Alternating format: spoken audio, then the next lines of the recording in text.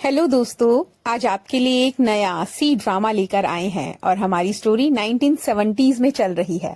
पर उससे पहले प्लीज चैनल को लाइक, शेयर एंड सब्सक्राइब करें। पहले सीन में टेक्सटाइल वर्कर्स और मैकेनिकल वर्कर्स के बीच में बास्केटबॉल का मैच चल रहा है। मैच को देखने पर पता लग रहा है कि टेक्सटाइल वर्कर्स इसे हार रहे हैं। कहानी की हीरोइन माही टेक्सटाइल वर्कर्स को चीयर अप कर रही है। एक्चुअली वो ऐसा इसलिए कर रही है कि टेक्सटाइल वर्कर का जो कैप्टन है वो कंपनी के मालिक का बेटा है, मियान। पर माही को देखकर ऐसा लगता नहीं कि वो मियान में कुछ इंटरेस्टेड है। हाँ, पर मियान को देख के ऐसा जरूर लगा कि उसे माही में इंटरेस्ट है। माही तो मियान को इम्प्रेस करने की कोशिश सिर्फ इसलिए कर रही है ताकि कंपनी उसे आगे यूनिवर्सिटी में एडमिशन के लिए रेकमेंड कर दे, जिसकी कोशिश वो पिछले 3 साल से लगातार कर रही है। पर उसे यूनिवर्सिटी के एडमिशन में रिकमेंडेशन मिल नहीं पा रही।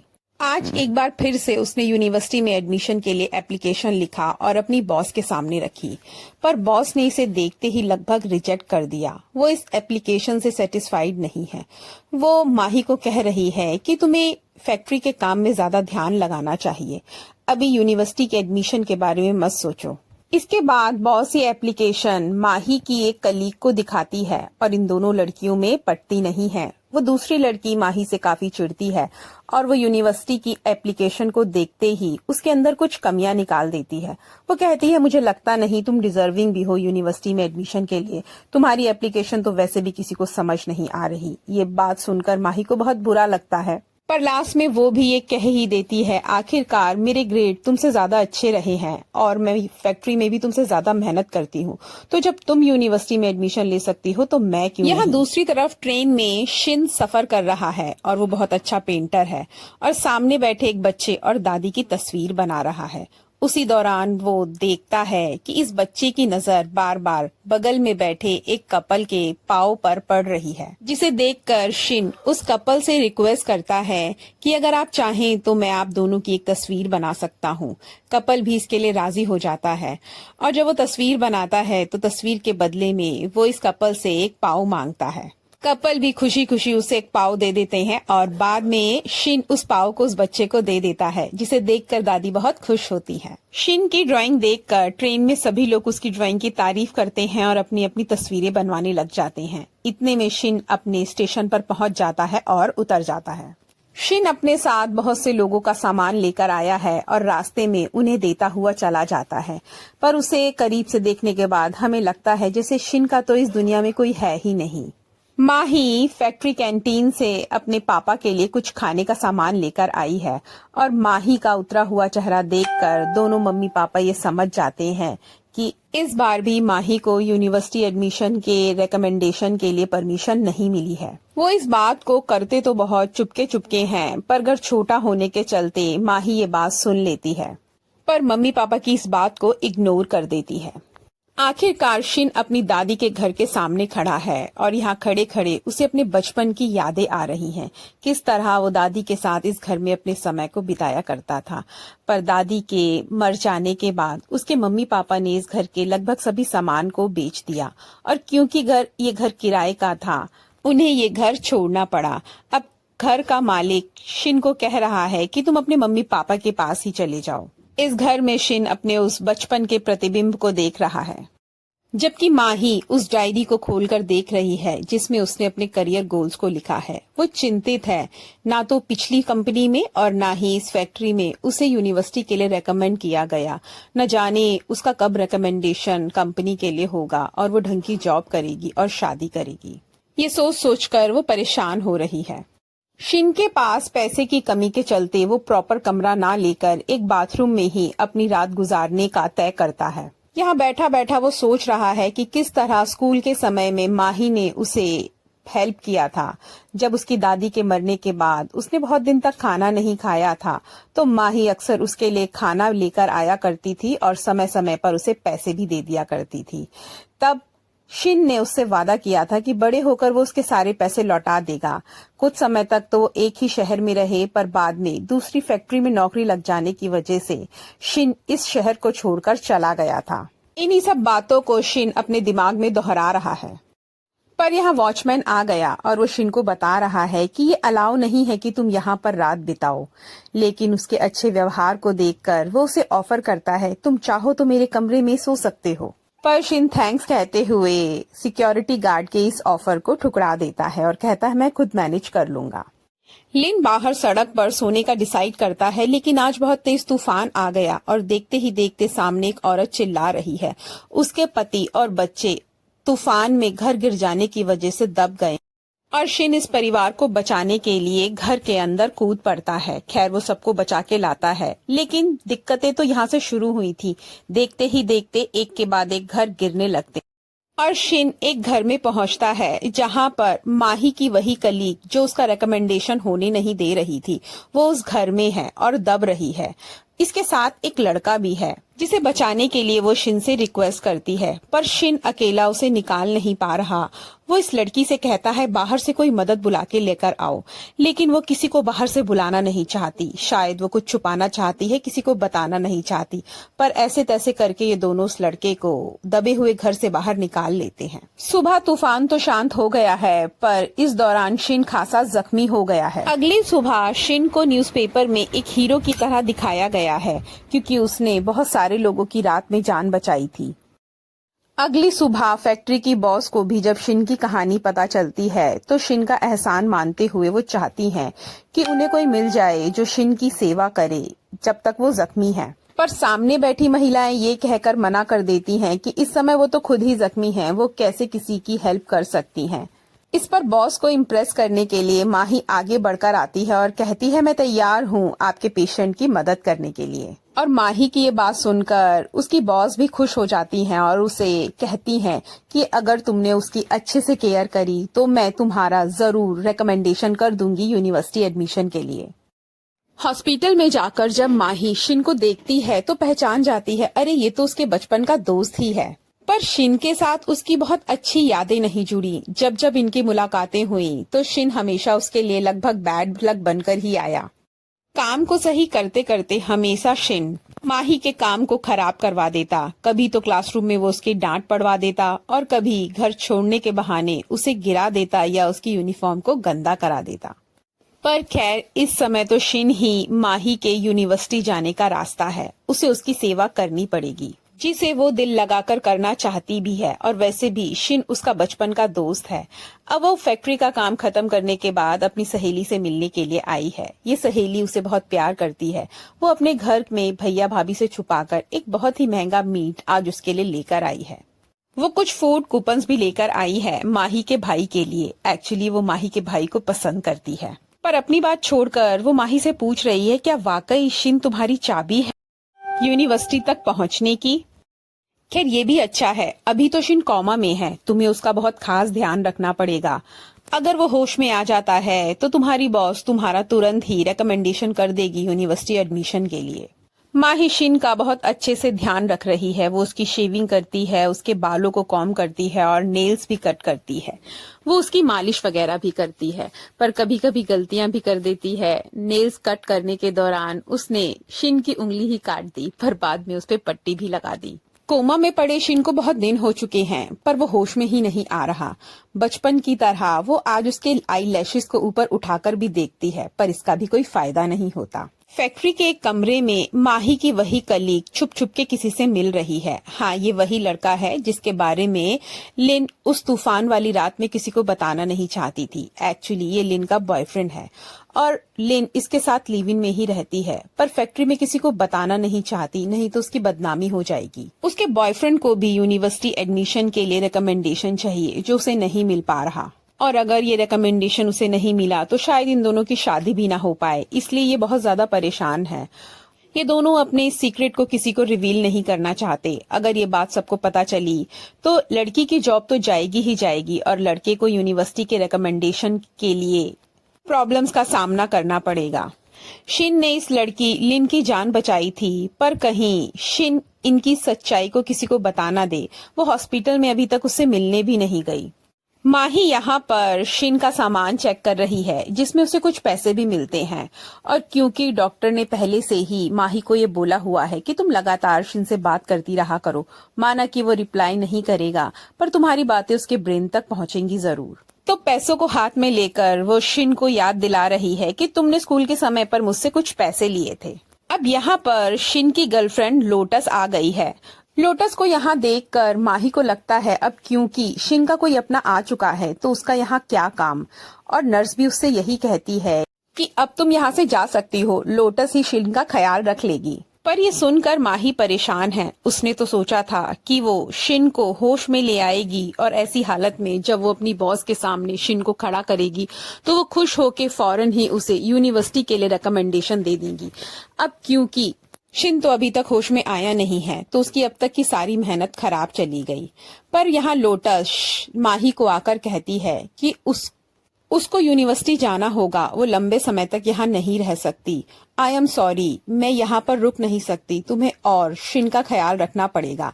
ये बात सुनकर माही खुश हो जाती है और एक बार फिर से शिन की सेवा में लग जाती है। माही शिन से बातें करने के दौरान शिन को एक किताब पढ़कर सुनाने लग जाती है।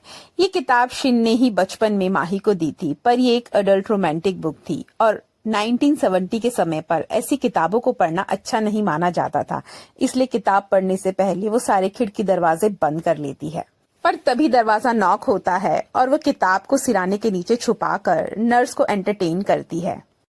यह फैक्ट्री में काम करने के दौरान उसकी सहेली उसे बताती है कि लिस्ट लग चुकी है उन एम्प्लॉइज की जिन्हें यूनिवर्सिटी के लिए रिकमेंडेशन मिला है। माही भागी भागी जाकर उस लिस्ट को चेक करती है पर उसमें उसका नाम नहीं। बॉस के आने पर वो पूछती है कि आपको मेरा नाम एटलीस्ट रिकमेंडेशन में तो देना चाहिए था, जिस पर बॉस कहती है कि इस समय तुम सिर्फ शिन को होश में लाने पर ध्यान दो और किसी बात पर नहीं। ये सुनकर माही का दिल टूट गया और हॉस्पिटल में लेटे हुए शिन के सामने वो अपने दिल के इस दर्द को बयां कर रही है और साथ में ये भी कह रही है, इस समय मैं अपनी मजबूरियों को सिर्फ तुम्हारे सामने ही बता सकती हूँ। अपने पेरेंट्स से भी कहूंगी तो उनके लिए ग्रेजुएशन से पहले या बाद में जॉब करने में कोई फर्क ही नहीं, पर मुझे भविष्य में राइटर बनना है, मुझे हायर एजुकेशन को अचीव करना है, तभी मैं अपने सारे सपनों को पूरा कर सकती हूँ। ये कहते कहते वो दिल से ये रिक्वेस्ट करती है कि तुम जल्दी से जल्दी होश में आ जाओ, क्योंकि मेरे सपने तभी पूरे हो पाएंगे। उसका ये सेंटेंस पूरा होते ही शिन होश में आ जाता है, जिसे देखकर माही बहुत ज्यादा खुश है। पर चेकअप के बाद डॉक्टरों ने बताया कि शिन अपनी पुरानी याददाश्त को पूरी तरीके से भूल चुका है। सुबह बॉस और साथ में लिन शिन से मिलने के लिए आए हैं और लिन को मन में ये जानकर कि शिन अपनी पुरानी याददाश्त को भूल चुका है, वो बहुत खुश है कि अब उसका ये राज कि उस रात, तूफान वाली रात, वो अपने बॉयफ्रेंड के साथ थी, किसी को पता नहीं चलेगा। शिन सिर्फ माही को ही याद कर रहा है और ये सुनने के बाद बॉस माही से बहुत ज्यादा खुश है। बॉस माही से कह रही है कि वो माही को कंपनी की रोल मॉडल बनाएगी और साथ में यूनिवर्सिटी के लिए रिकमेंडेशन भी देगी। इस खुशखबरी के साथ माही एक बार फिर से लग जाती है शिन को उसकी पुरानी याददाश्त लौटाने में। वो चाइल्डहुड की उन सभी मेमोरीज को शिन के सामने रिक्रिएट करती है। वो सभी गिफ्ट जो समय समय पर इन दोनों ने एक दूसरे को दिए थे शिन को दिखाती है और साथ ही साथ एक के बाद एक कैरेट भी उसे खिला रही है ताकि उसकी याददाश्त जल्द से जल्द वापस आ जाए। रात को वो उस तूफान वाली रात के सीन को भी रिक्रिएट करती है और करते करते थक जाती है, पर शिन को कुछ भी याद नहीं आ रहा। पर शिन माही से वादा करता है कि वो भी कोशिश करेगा अपनी याददाश्त को वापस लाने की और वो भी साथ देता है। एक के बाद एक कैरेट खा रहा है। यहाँ माही की सहेली चिंतित है माही के बारे में सोच सोच कर। वो कह रही है कि अगर शिन को अपनी याददाश्त वापस नहीं आती तो क्या तुम पूरी जिंदगी इसके साथ ही अटकी रहोगी? क्या तुमने अपनी फैक्ट्री में कोई और अच्छा काम नहीं किया जिसके बेसिस पे तुम्हारी बॉस तुम्हारा यूनिवर्सिटी के लिए रिकमेंडेशन कर दे? और तुम्हारे पास भी एक सीमित उम्र है यूनिवर्सिटी जाने की, तुम हमेशा यहाँ पर अटक के नहीं रह सकती। इतने में शिन का शूलेस खुल गया तो माही उसे शूलेस बांधना सिखाती है। अगले दिन हॉस्पिटल में शिन की गर्लफ्रेंड लोटस उससे मिलने आई है, पर शिन को तो वो बिल्कुल याद ही नहीं, बल्कि वो अपने आप को माही के साथ ज्यादा कंफर्टेबल मानता है।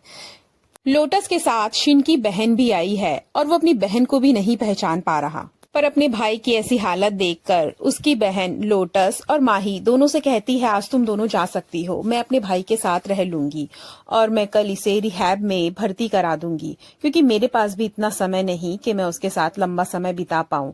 और लोटस भी समय बिताने के लिए मना कर देती है, कहती है मेरे पास भी यूनिवर्सिटी के बहुत काम है। ये दोनों बातें सुनकर माही का तो दिमाग ही खराब हो जाता है कि वो यहाँ तक इतना कुछ शिन के लिए करती आई है और लास्ट में उसे कुछ ना मिला। माही बहुत परेशान है और आज वो अपनी स्कूल टीचर से मिलने के लिए आई है। ये माही की फेवरेट स्कूल टीचर है और टीचर के लिए माही भी उनकी फेवरेट स्टूडेंट रही थी एक समय पर।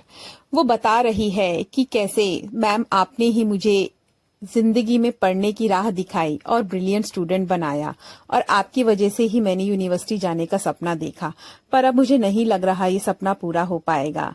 जिस पर टीचर माही की काउंसलिंग करते हुए बोलती हैं, कई बार जिंदगी हमारी परीक्षाएं लेती है, इसका मतलब ये तो नहीं कि हम परीक्षा में भाग लेना ही छोड़ते।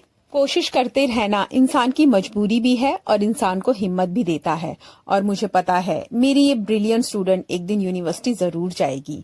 ये सब सुनने के बाद माही को बहुत हिम्मत मिलती है। माही अपनी स्टडी टेबल पर बैठकर शिन के लिए एक टाइम टेबल तैयार कर रही है, जिसके अकॉर्डिंग यदि रिहैब में उसे ट्रीटमेंट मिलेगा तो उसकी याददाश्त आने में बहुत मदद मिलेगी। फिर वो अपने जमा किए हुए पैसों को देखती है, वो उनके कुछ हिस्से कर देती है, कुछ घर खर्च के लिए, कुछ यूनिवर्सिटी एडमिशन की फीस के लिए और कुछ पैसे वो शिन के ऊपर खर्च करने के लिए भी निकालती है। अगले दिन जब माही हॉस्पिटल पहुंची तो वो देखती है कि शिन विंडो के ऊपर बाहर कूदने को खड़ा है। वो ना तो नर्सों से बात करना चाहता है और ना ही अपनी बहन से। वो लगातार सिर्फ माही का नाम पुकारे जा रहा है।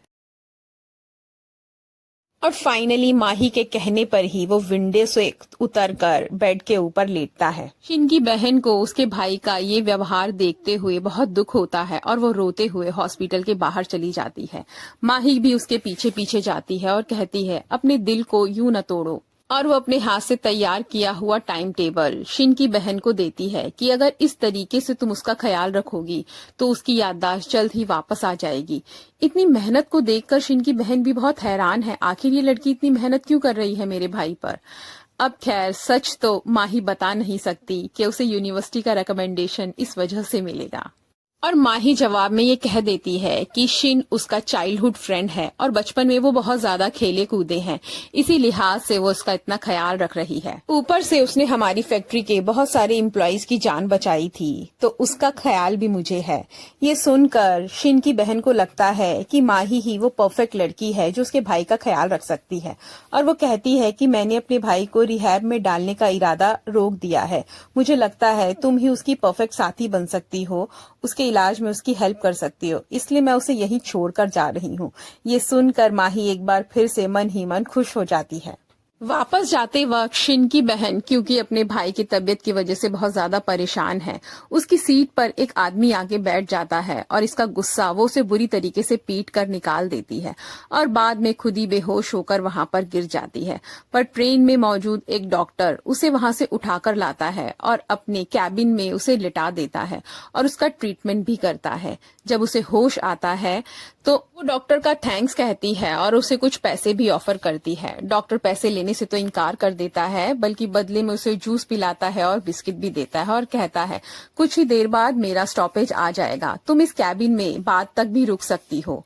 और तुम्हारे पेपर्स को देखने के बाद मुझे पता चला कि तुम मैथमेटिक्स की बहुत अच्छी स्टूडेंट हो। ये सुनकर बहन का रंग थोड़ा पीला पड़ जाता है और फ्लैशबैक में दिखाया जाता है बहन को मैथमेटिक्स से इतना प्यार था कि अपने टीचर के कहने पर उसने अपनी फैमिली फोटो में से अपनी फोटो को ही अलग कर लिया था। जब वो मैथमेटिक्स की लाइन में गई तो उसने अपने सभी रिश्तों से रिश्ता पूरी तरीके से तोड़ दिया ताकि उसके और मैथमेटिक्स के बीच में कोई ना आए। और एक बार फिर से वो डॉक्टर को पैसे ऑफर करती है क्योंकि वो किसी भी इंसान का एहसान अपनी जिंदगी में लेना नहीं चाहती। अब क्योंकि शिन की बहन माही को बताकर गई है कि उसके भाई ने पूरी जिंदगी बहुत अच्छी ड्राइंग बनाई है, तो उसकी याददाश्त को वापस लाने के लिए शिन ड्राइंग का सारा सामान लेकर आई है। इसके साथ साथ वो शिन को रोजमर्रा के काम जैसे नेल्स काटना, बाल बनाना, ये सब भी सिखा रही है। शिन की बहन माही को कुछ पैसे भी देके गई है शिन के लिए, जिन्हें वो शिन को वापस करती है, पर शिन इन्हें अपने पास रखने से इनकार करता है और कहता है, तुम ही इन्हें मेरी तरफ से संभाल कर रख लो। आज सीखने के क्रम में शिन माही के नेल्स काट रहा है और उससे माही की उंगली भी कट गई। एक पल को तो माही को लगा कि जैसे शिन की याददाश्त वापस आ गई हो।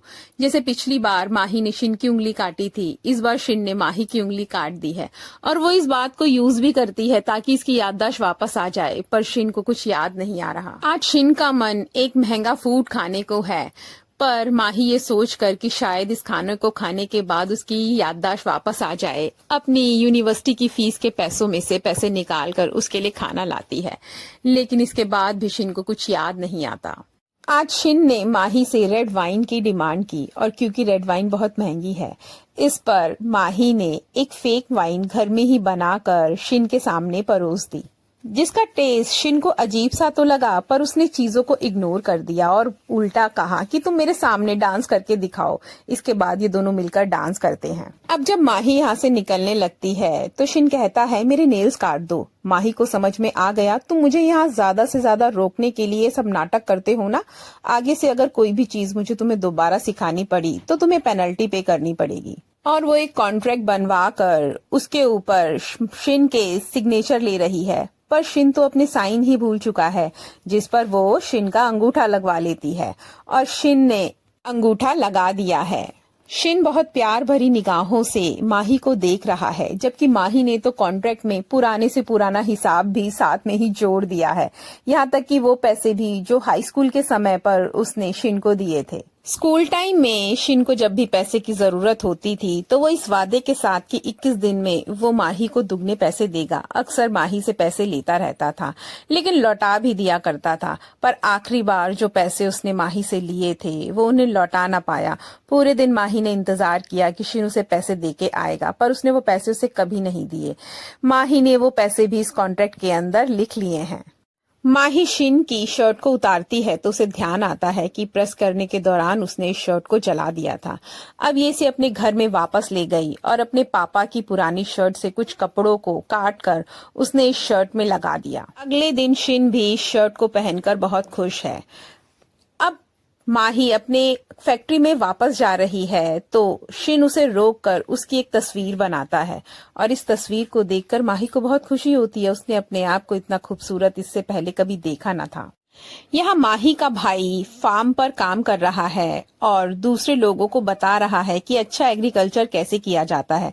इसी दौरान उसकी गर्लफ्रेंड का फोन आ जाता है, वही गर्लफ्रेंड जो माही की बहुत अच्छी दोस्त है, और वो कह रही है कि तुम कब तक इतना लंबा समय फार्म पर बिताओगे, क्या तुम्हें हमारी शादी के बारे में कुछ नहीं पड़ी। और दोनों के बीच में कुछ आर्ग्यूमेंट होते हैं और गुस्से में ये लड़का अपनी गर्लफ्रेंड से कह देता है तुम्हें जिससे शादी करनी है उससे शादी करो और मेरे से बकवास मत करो। इसी के साथ दोनों गुस्से में अपना फोन कट कर देते हैं।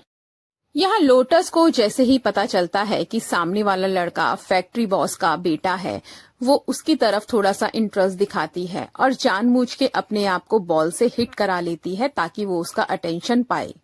माही शिन से पूछ रही है आखिरकार तुमने अपनी गर्लफ्रेंड लोटस की तरह यूनिवर्सिटी जाने की कोशिश क्यों नहीं की, अपनी सीट उसे क्यों दे दी। पर शिन को तो ये याद भी नहीं कि लोटस आखिर है कौन। और सामने से लोटस नियान के साथ आ भी रही है और ये चारों एक दूसरे से मिलते हैं। नियान और माही आपस में बातें कर रहे हैं और इन दोनों को इतने अच्छे से बात करते हुए देखकर लोटस को थोड़ी जलन भी होती है और वो मियान से पूछ रही है तुम इसे पहले से जानते हो। तो वो जवाब देता है हाँ, हम दोनों एक ही फैक्ट्री में जॉब करते हैं और हम ये पहले से ही जानते हैं कि मियान को हमेशा से माही पसंद भी थी। लोटस इन दोनों को इस तरीके से बात करते हुए देखकर मन ही मन चिढ़ रही है और उसे शिन के सामने थोड़ा अनकंफर्टेबल भी महसूस हो रहा है। जब बातों के दौरान शिन थोड़ा दूर चला जाता है तो लोटस माही से कहती है जितना सा बोल रहे हैं मुझे शिन उतना बीमार तो नहीं लग रहा। तो माही जवाब देती है कि हाँ, उसकी बस याददाश्त चली गई है, वरना अपने रोजमर्रा के काम तो वो बहुत अच्छे से करने लगा है और अगर तुमने उससे मिलना जुलना बढ़ाया तो शायद उसकी याददाश्त भी जल्द वापस आ जाए। जिस पर गुस्सा होकर लोटस कहती है वो तुम होगी जो तैयार होगी अपना करियर उसको लिए खराब करने के लिए, पर मैं इसके लिए बिल्कुल भी तैयार नहीं हूँ। और हाँ, आइंदा भविष्य में कभी भी मुझे उसकी गर्लफ्रेंड कहकर मत पुकारना, अब मेरा और उसका कोई संबंध नहीं। शिन को देखकर माही को दुख भी हो रहा है। आखिरकार जीवन के इस मोड़ पर उसकी मदद करने को कोई तैयार ही नहीं। और एक बार फिर से माही लग जाती है शिन की याददाश्त वापस लाने के लिए, जिस पर शिन कहता है, मुझे इस बात को लेकर कोई चिंता ही नहीं कि मैं अपनी पुरानी याददाश्त को भूल चुका हूँ। मैं अपनी जिंदगी को यहीं से आगे नई यादों के साथ बना लूंगा। मैं इसके साथ कंफर्टेबल हूँ। पर फिर भी माही उसे उसकी दादी के घर पे लेकर आई है और इस घर को देखने के बाद कुछ पुरानी यादें उसके जहन में ताजा भी हो जाती हैं। वो याद करता है किस तरीके से पेड़ पे चढ़ते वक्त उसकी दादी उसे डांटा करती थी और इसी दौरान एक बच्चा जो पेड़ पर चढ़ा हुआ था वो गिरने ही वाला था कि शिन ने उसकी जान बचा ली। इसके बाद शिन ने माही से आइसक्रीम मांगी, पर आज माही के पास कम पैसे हैं तो उसने एक सस्ती आइसक्रीम खरीद दी, इस वादे के साथ कि जब उसे पैसे मिलेंगे तो वो एक महंगी आइसक्रीम शिन को खिलाएगी। यह माही के दिमाग में एक आइडिया चल रहा है। वो शिन से रिक्वेस्ट करती है कि तुम्हें देखकर कोई ये पता नहीं लगा सकता कि तुम्हारा मेमोरी लॉस हो चुका है। क्या तुम मेरी एक मदद कर सकते हो? अगर तुम मेरी बॉस से ये कहो कि तुम्हारी याददाश्त वापस आ गई है तो वो मेरा यूनिवर्सिटी एडमिशन के लिए रिकमेंडेशन कर देगी, जिसके लिए शिन भी मान जाता है और वो एक पेपर तैयार करती है जिस पर उस रात जब तूफान में उसने लोगों की जान बचाई थी कुछ यादों को उसको रटा देती है। अगले दिन माही शिन को अपनी फैक्ट्री लेकर आई है अपनी बॉस से मिलाने के लिए और यहाँ पर प्रेस वाले लोग भी आए हुए हैं। उस रात के इंसिडेंट्स के पूछे जाने पर कुछ बातें तो शिन बता देता है पर बीच में ही कुछ भूल जाता है, जिस पर ले देकर माही बात को संभालने की कोशिश करती है कि इतने में शिन को बाकी की बातें फिर से याद आ जाती हैं और सबको लगभग यकीन हो जाता है कि शिन की याददाश्त वापस आ गई है। और इसके साथ ही वो माही की बहुत तारीफ कर रहा है कि किस तरीके से उसने उसकी सेवा की है और उसकी याददाश्त वापस लौटाने में उसकी मदद की है। हर छोटे से छोटा काम रोजमर्रा की जिंदगी का माही ने उसे सिखाया है। ये सुनकर बॉस बहुत खुश हैं और खुशी में वो माही को कह देती हैं, तुम चिंता ना करो, अगले सेशन में यूनिवर्सिटी एडमिशन के लिए मैं तुम्हारा रिकमेंडेशन करूंगी। पर ये बात लिन को पसंद न आई। आखिरकार अगले साल वो अपने बॉयफ्रेंड का रिकमेंडेशन कराना चाहती है। अब वापस आते समय माही बहुत खुश है और खुशी में दोनों आइसक्रीम भी खाते हैं और वो थैंक्स भी कहती है उस तारीफ का जो उसने बॉस के सामने माही की। और तभी माही के मुंह से निकल पड़ा कि उसने तुम्हारी सेवा इसलिए की थी क्योंकि उसे यूनिवर्सिटी का रिकमेंडेशन चाहिए था। लेकिन इस बात को शिन ने इग्नोर किया और ज्यादा ध्यान न दिया। दुकान में एक पियानो को देखकर शिन वहीं चला जाता है और बैठकर पियानो को प्ले करने लग जाता है। अब उसे याद नहीं आ रहा इसे कैसे प्ले करें, जिसमें माही उसकी मदद करती है और इस दौरान उसे अपनी दादी की कुछ यादें याद आने लग जाती हैं कि किस तरीके से बचपन में उसकी दादी उसे पियानो प्ले कराया करती थी। और ये बात सुनकर माही को बहुत अच्छा लगता है कि आखिरकार उसे अपने पुराने जीवन का कुछ तो याद आ रहा है। वहाँ लिन अपनी बॉस के पास चली गई है ये पूछने के लिए क्या इस बार आप माही को यूनिवर्सिटी एडमिशन के लिए रेकमेंड करेंगी, जिस पर बॉस हाँ कहती है। तो वो कहती है कि पर मुझे लगता है विल्सन को इस बार ये मौका मिलना चाहिए और वो केपेबल भी है। दोस्तों यहाँ विल्सन लिन का बॉयफ्रेंड ही है। ये सुनकर बॉस कहती है मुझे पता है तुम उसके साथ अफेयर में हो और क्योंकि इस साल मैंने तुम्हारा रिकमेंडेशन किया था और अगले साल मैं उसका रिकमेंडेशन करूंगी तो इंडस्ट्री में ये मैसेज जाएगा कि मैं पार्शियल हो रही हूँ लोगों के साथ। और मैं तुम्हें भी ये हिदायत दूंगी तुम शादी से पहले उसके साथ ज्यादा मत रहा करो। बॉस की ये बातें सुनकर लिन को बहुत गुस्सा आ रहा है, पर खैर वो बॉस को तो कुछ कह नहीं सकती। अब माही आज अपनी खुशखबरी अपनी फ्रेंड को बताने के लिए आई है कि फाइनली उसकी बॉस ने उसे कह दिया है कि इस साल वो उसके यूनिवर्सिटी एडमिशन के ऊपर काम करेगी। ये सुनकर उसकी सहेली भी बहुत खुश है, लेकिन सहेली अपनी खुद की जिंदगी की मुसीबतों से परेशान है। जबकि उसके पास एक छोटी सी जॉब है और वो अपने घर के खर्चे में हाथ भी बटाती है, पर फिर भी उसके घर में उसको उसके भैया और भाभी की जितनी वैल्यू नहीं की जाती। घर का लगभग सारा काम ये सहेली ही करती है। उसके माँ बाप को ऐसा लगता है कि ये तो एक दिन शादी करके इस घर से चली जाएगी और माँ बापा को तो अपने बेटे और बहू के साथ ही रहना है। वो घर का लगभग सारा ही काम करती है जिसमें घर की दोनों ही औरतें उसका हाथ भी नहीं बटाती। अब माही की सहेली घर में परेशान होकर अपने बॉयफ्रेंड यानी कि माही के भाई से बात करने के लिए आई है। आखिरकार तुम कब तक फार्म पर यूं ही काम करते रहोगे? हम दोनों कब शादी करेंगे? अब मैं और ज्यादा इस घर में नहीं रह सकती। पर सामने से माही का भाई कहता है मैं अभी इसके लिए तैयार नहीं हूँ। मेरा घर बहुत बड़ा नहीं है, उसमें सिर्फ 2 कमरे हैं। अगर मैंने जल्द शादी कर ली तो मेरा कमरा तैयार करने के चक्कर में मेरे माता पिता मेरी बहन की शादी जल्दी कर देंगे और तुम तो जानती हो कि उसे पहले अपनी यूनिवर्सिटी एडमिशन का सपना पूरा करना है, तो मैं अपनी शादी के चक्कर में अपनी बहन की जिंदगी तो नहीं खराब कर सकता। अगर तुम्हारे मम्मी पापा को तुम्हारी शादी की इतनी जल्दी है तो मेरी तरफ से तुम फ्री हो, तुम अरेंज मैरिज कर सकती हो। और फोन को कट कर देता है। ये सुनने के बाद सहेली बहुत ज्यादा रो रही है।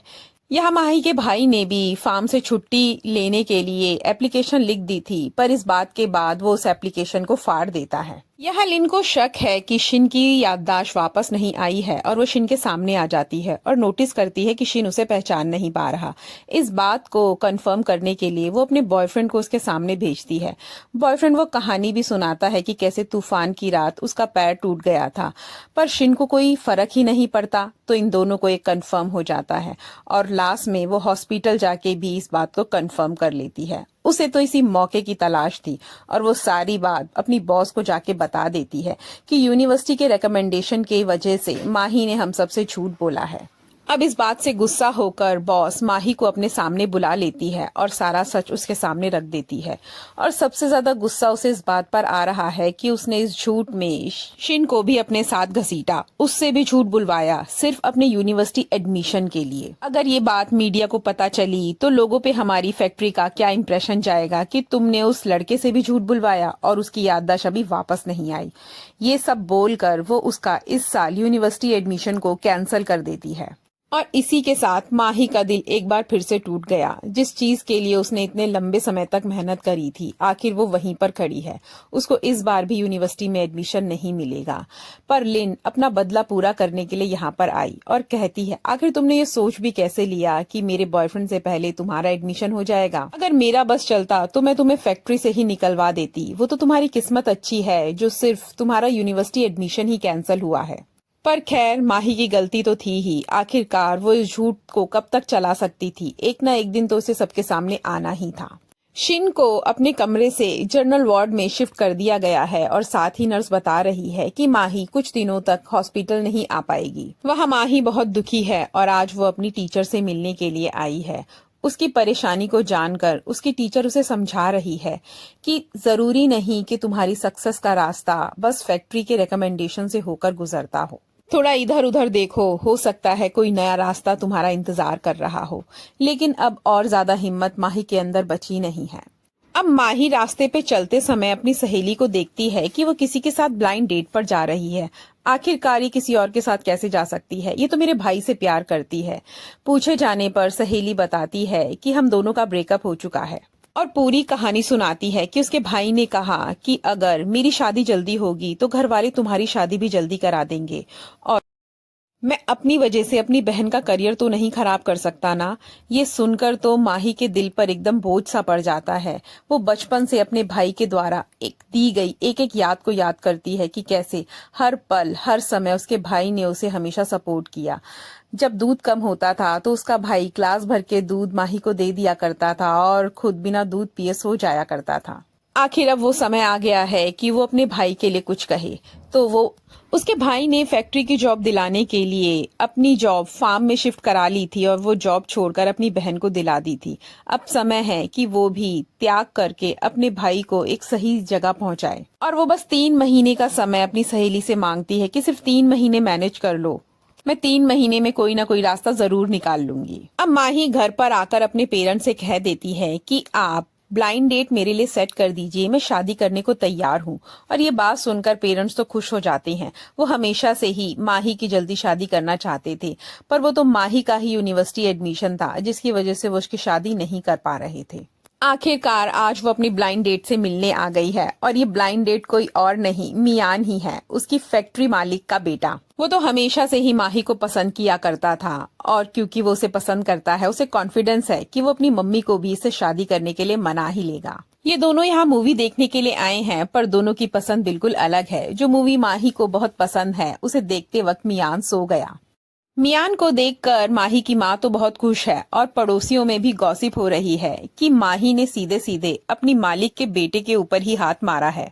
पर जब माही घर के अंदर गई तो एक सरप्राइज उसका वेट कर रहा है। हाँ, यहाँ पर शिन भी आया हुआ है क्योंकि बहुत दिनों से माही हॉस्पिटल नहीं गई है। वो उसका एड्रेस पूछता हुआ आज उसके घर पर आ गया और यहाँ पर वो उसके पापा की प्लम्बिंग के काम में कुछ हेल्प भी कर रहा है।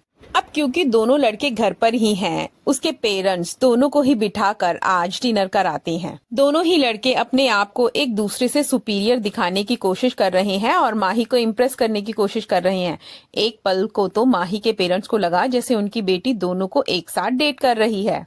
तभी माही शिन को बाहर लेकर आती है और वो सॉरी मांग रही है कि बहुत दिनों से वो हॉस्पिटल उससे मिलने के लिए नहीं आई। उसके शू के लेसेस भी बांधती है और उसको थोड़ा ठीक भी करती है। इस समय सामने खड़ी लिन उसे देख लेती है। शिन माही से डेट पर जाने की बात कर रहा है, जिसे सुनकर माही मुस्कुरा देती है। मियान जब रात को अपने घर जा रहा है तो माही एक बार उसे कहती है, तुम सोच लेना हमारे रिश्ते के बारे में, हम दोनों के स्टेटस में बहुत अंतर है, मुझे नहीं लगता तुम्हारी माँ इस रिश्ते को मान भी जाएगी।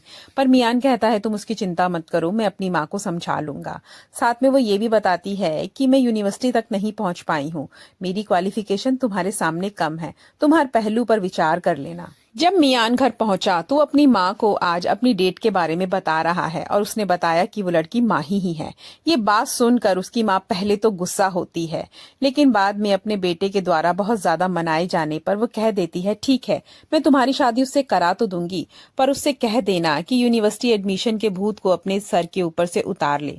अगर उसकी शादी हमारे घर में होती है तो उसे घर की जिम्मेदारियां उठानी होंगी, ना कि यूनिवर्सिटी के चक्कर लगाने पड़े। जो सुनकर मियान अपनी तरफ से ही इस शर्त के लिए हामी भर लेता है। अगले दिन एक बार फिर से माही और मियांग डेट पर जा रहे हैं, पर इस बार शिन उन्हें बीच में ही पकड़ लेता है और उनके साथ हो लेता है। शिन मियान की साइकिल के पीछे ही बैठ जाता है। फिर ये तीनों एक साथ मूवी देखने के लिए जाते हैं और आज माही और मियान के बीच में शिन आकर बैठ गया।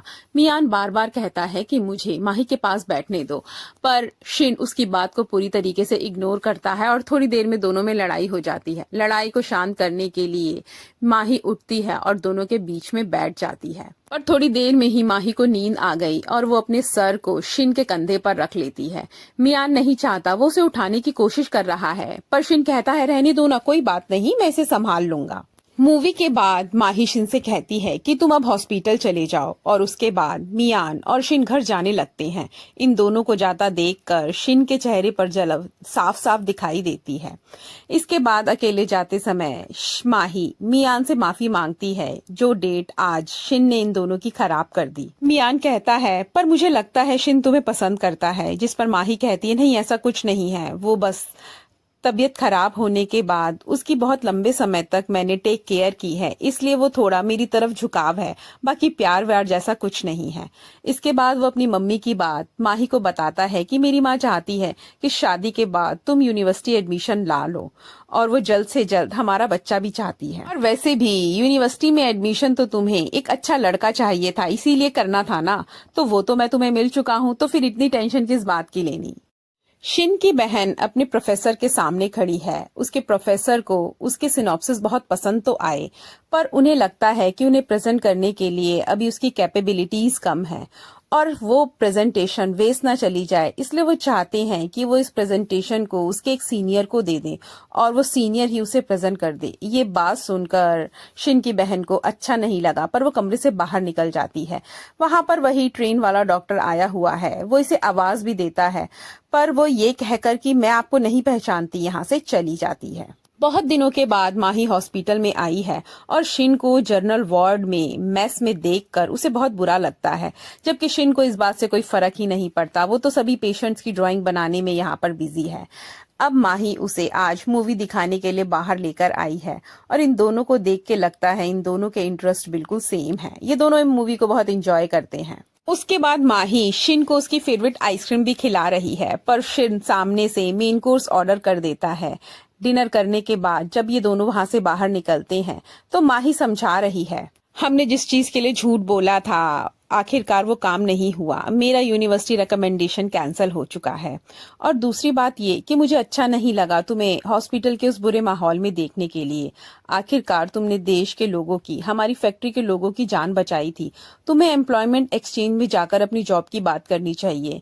गवर्नमेंट तुम्हें जरूर हेल्प करेगी जॉब देने के लिए, और उसके बाद एक जॉब प्राप्त करो और एक अच्छी जगह पर रहो। घर पहुंचकर माही शिन को कुछ पैसे देती है। ये वही पैसे हैं जो शिन की बहन माही को देकर गई थी शिन के लिए, और वो बता देती है ये पैसे तुम्हारी बहन ने दिए थे और मैंने तब से संभाल के रखे हुए हैं, अब ये तुम्हारे काम आएंगे।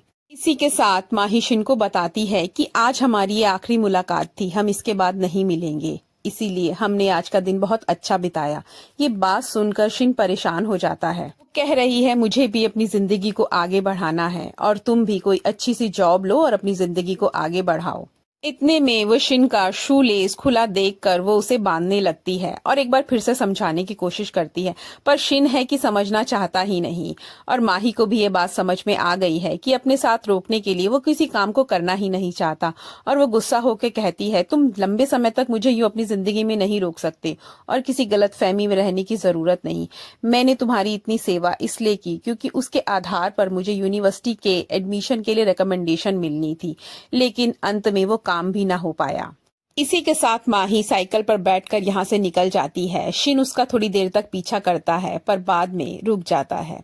अब जब शिन हॉस्पिटल आया तो वो ध्यान से अपनी फोटोज को देख रहा है। वो एक लड़की की हमेशा बैग बनाया करता था। अरे ये लड़की तो माही ही है। और उसी पल उसे अपनी सारी याददाश्त वापस आ गई। उसे याद आया कि वो माही से बचपन से ही प्यार करता है। बचपन से ही वो छुप छुप कर माही को देखा करता था। इसी के साथ उसे अपनी दादी की मौत भी याद आ गई।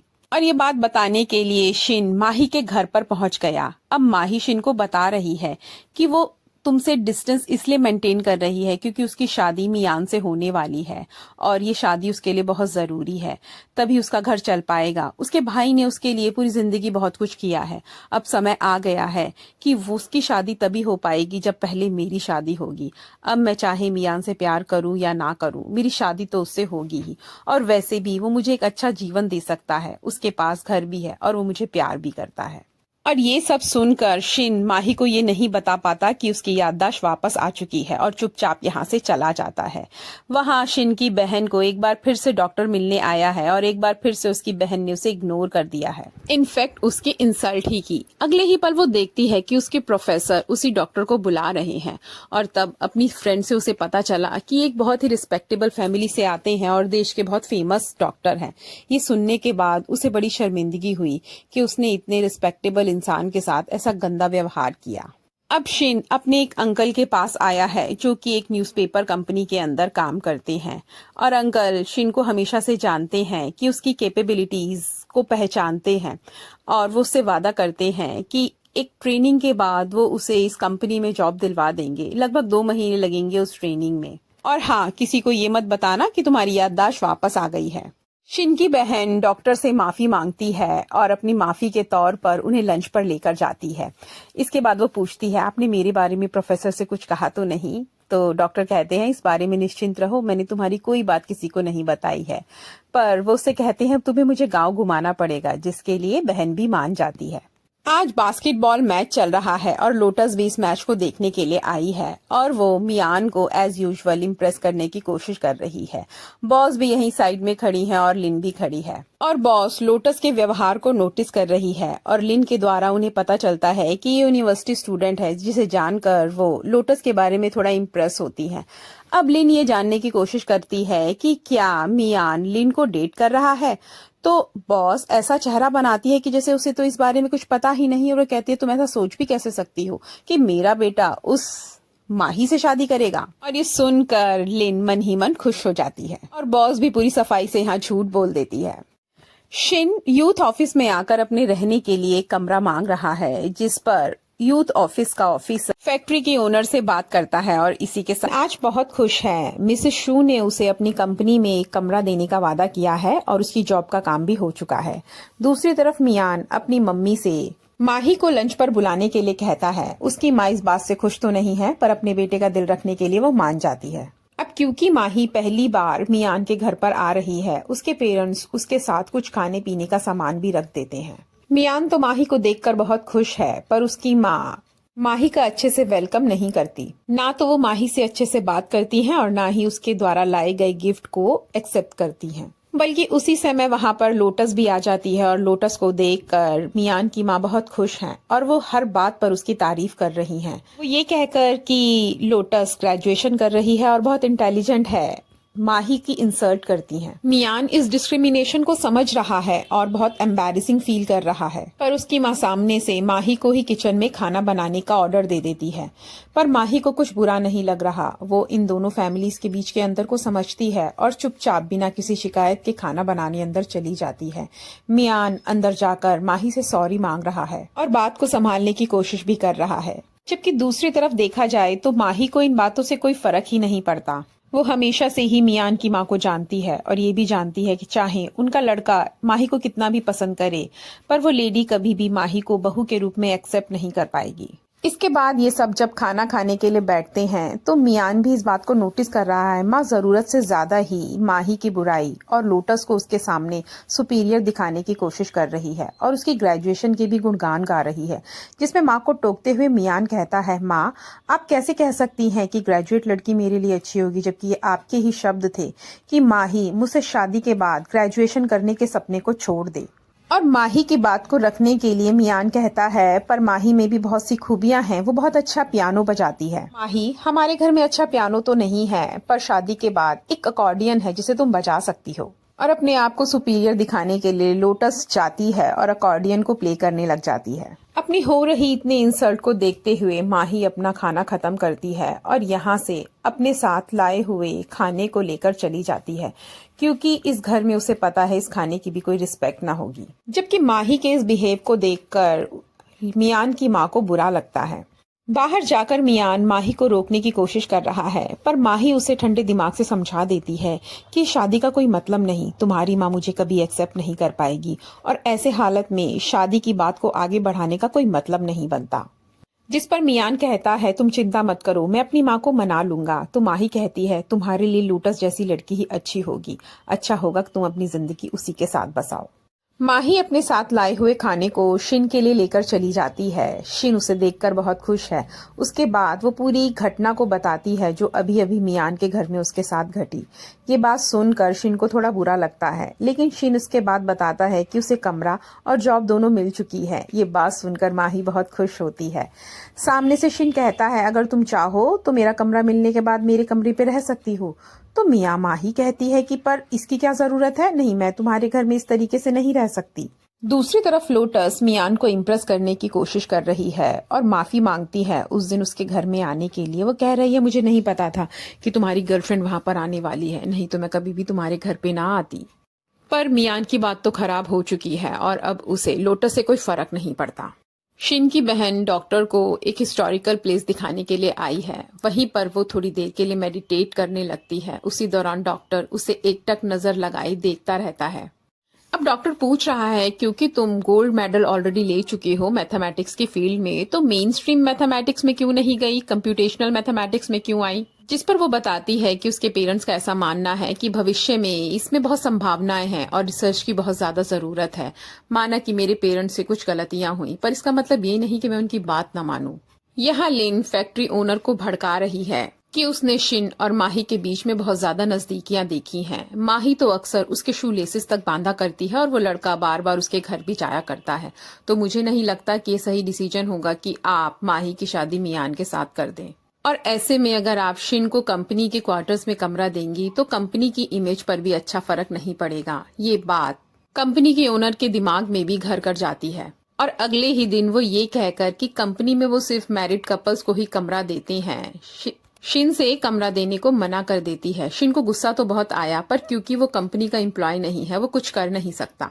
अब मियान एक बार फिर से माही का रास्ता रोककर उसे समझा रहा है कि हम दोनों शादी कर लेते हैं, और माही फिर से वही कह रही है कि तुम्हारी माँ मुझे पसंद नहीं करती, वो लोटस को बहुत पसंद करती है और हम दोनों के परिवारों में बहुत ज्यादा अंतर है, तुम्हारे लिए लोटस अच्छा मैच है। जिसे सुनकर मियान माही पर गुस्सा करने लगता है और बोलता है, तुम्हें किस बात का घमंड है जो तुम मुझे हर बार रिजेक्ट किए जा रही हो?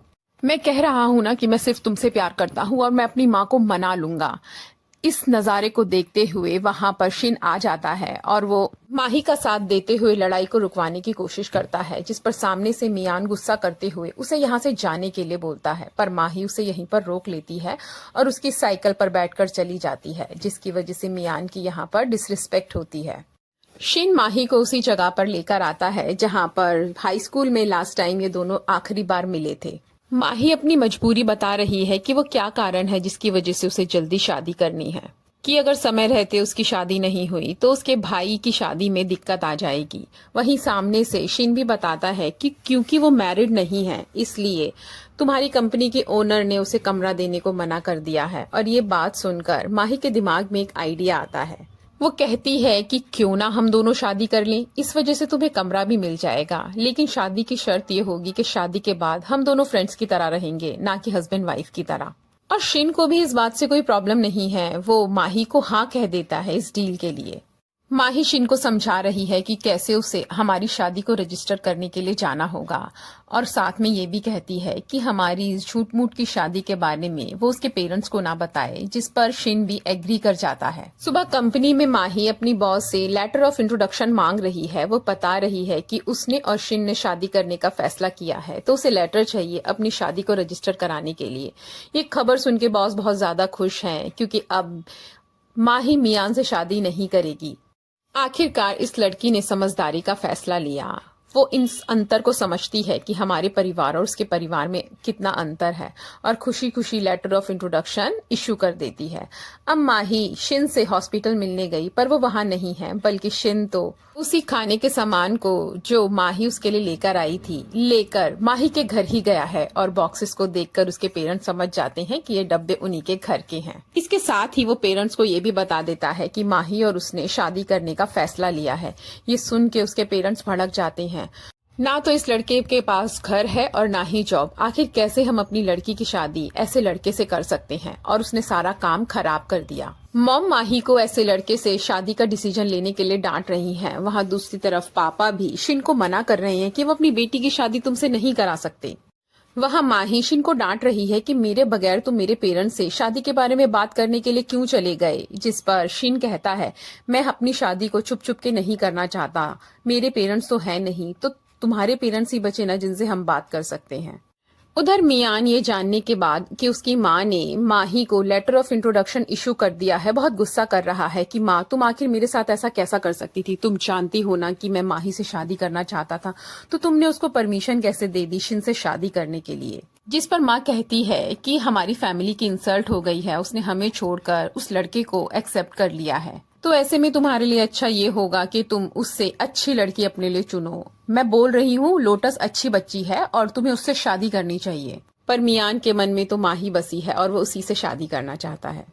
डॉक्टर और शिन की बहन वॉक पर आए हैं और यहाँ डॉक्टर शिन की बहन को शादी के लिए प्रपोज कर देते हैं, पर वो झिझक जाती है। उसे पता है इन दोनों के परिवारों में बहुत अंतर है और डॉक्टर को तो कोई बेहतर लड़की उससे आराम से मिल जाएगी, तो फिर डॉक्टर मुझे क्यों प्रपोज कर। पहले तो वो झिझकती है और फिर बाद में कहती है मुझे थोड़ा समय चाहिए इस डिसीजन को लेने के लिए। अब यहाँ घूमते घूमते बहुत लंबा समय हो चुका है, जिस पर डॉक्टर कहते हैं क्या तुमने अभी तक डिसीजन लिया नहीं, इतनी देर में तो मैं एक पेशेंट को मरने से बचा सकता था। जिस पर रिप्लाई में लड़की कहती है कि पेशेंट की जान बचाना शादी के डिसीजन से ज्यादा आसान काम है, लेकिन फाइनली वो डॉक्टर को शादी के लिए हाँ कह देती है।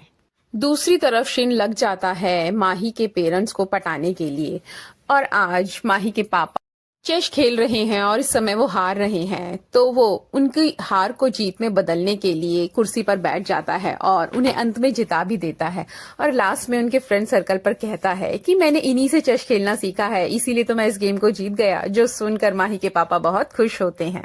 अब चेस में मिले एक वाटरमेलन को वो माही के घर पर लेकर आ जाता है और उसने कार्डबोर्ड से एक चेस बनाई है, जिसे देखकर पापा बहुत खुश होते हैं। वो पापा को समझा रहा है कि मुझे पता है आप इस बात से नाराज हैं कि माही ने मियान से शादी के लिए मना कर दिया, लेकिन आप ही बताएं, जब मियान की माँ माही को पसंद ही नहीं करती तो ऐसे घर में माही भला कैसे खुश रहेगी।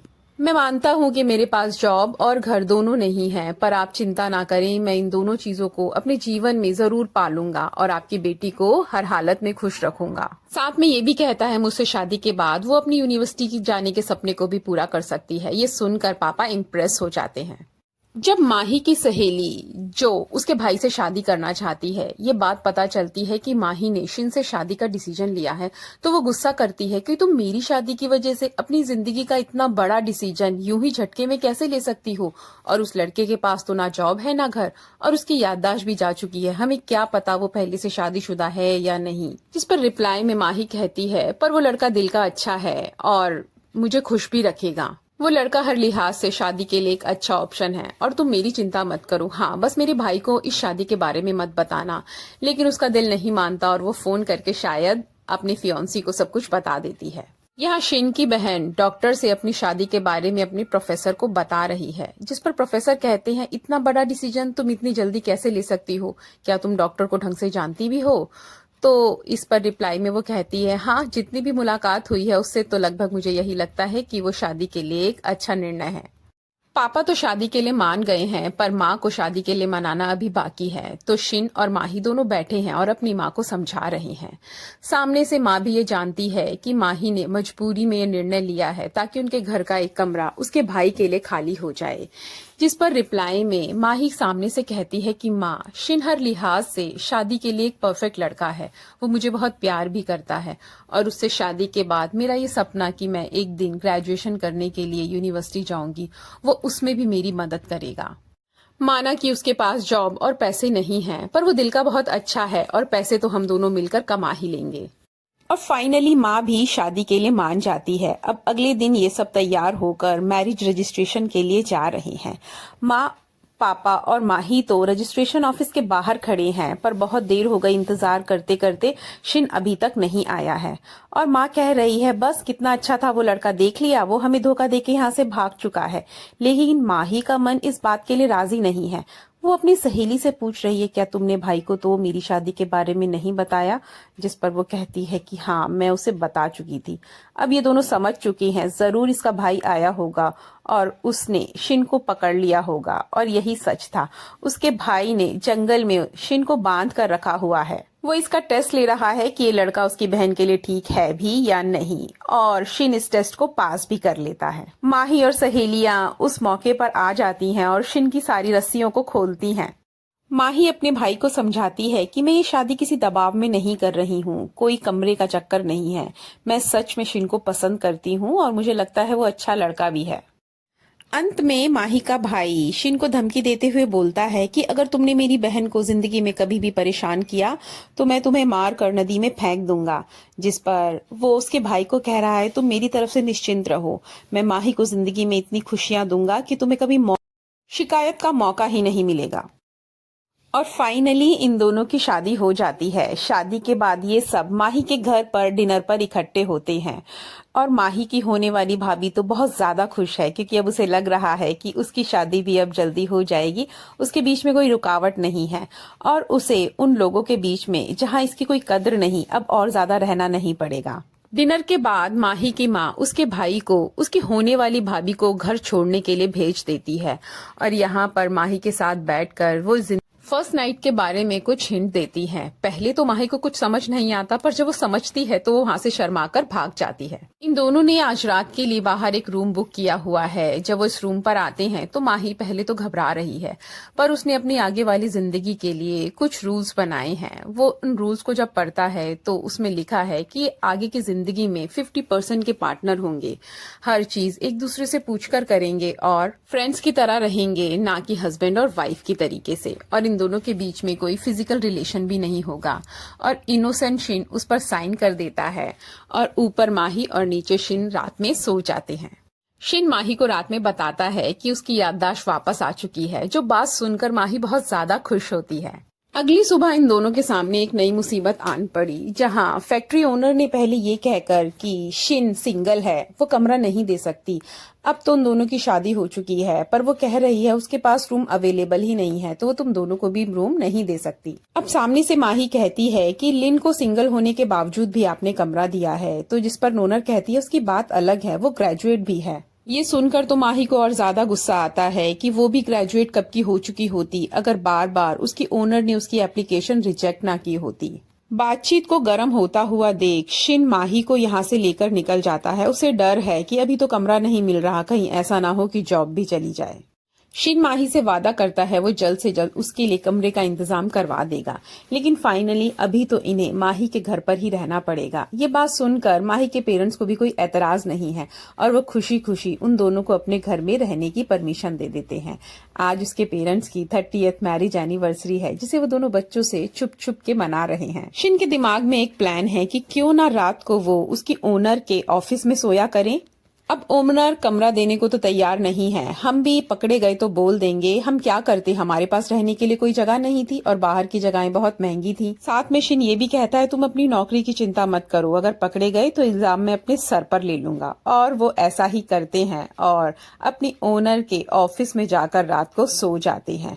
सुबह ऑफिस खोलने पर बॉस उन्हें जमीन पर सोया हुआ पाती हैं और इसी फैक्ट्री ओनर जैसे ही माही और शिन को अपने ऑफिस में सोता हुआ पाती है तो वो उन दोनों के ऊपर गुस्सा करती है, जिस पर माही सामने से कहती है कि मैं आपकी ही कंपनी की एम्प्लॉय हूँ, अगर आप मुझे रहने के लिए कमरा नहीं देंगी तो मैं कहाँ रहूंगी। जिस पर ओनर जवाब देती है कि ये मेरी टेंशन नहीं है, तुम अपना ख्याल खुद रखो। अब यहाँ पर लिन भी आ चुकी है और जबकि वो अनमैरिड है फिर भी उसको क्वार्टर मिला हुआ है। शिन लिन के सामने खड़े होकर चुपचाप उस रात की कहानी बता रहा है कि वो जानता है कि तूफान वाली रात में वो अपने बॉयफ्रेंड के साथ एक कमरे के अंदर थी। अब डर के मारे लिन का ये सीक्रेट कहीं सबके सामने ना आ जाए, वो तैयार हो जाती है अपना कमरा इन दोनों को देने के लिए और अपनी इमेज को अच्छा बनाते हुए अपनी फैक्ट्री की मालकिन से कहती है कि मुझसे ज्यादा इनको इस कमरे की जरूरत है और अच्छा भी नहीं लगेगा कि इनकी नई नई शादी हुई है और इन्हें कमरा ना मिले। लिन के मुंह से ऐसी बात सुनकर माही तो हैरान है कि आखिर शिन ने उसके कान में ऐसा कहा क्या है,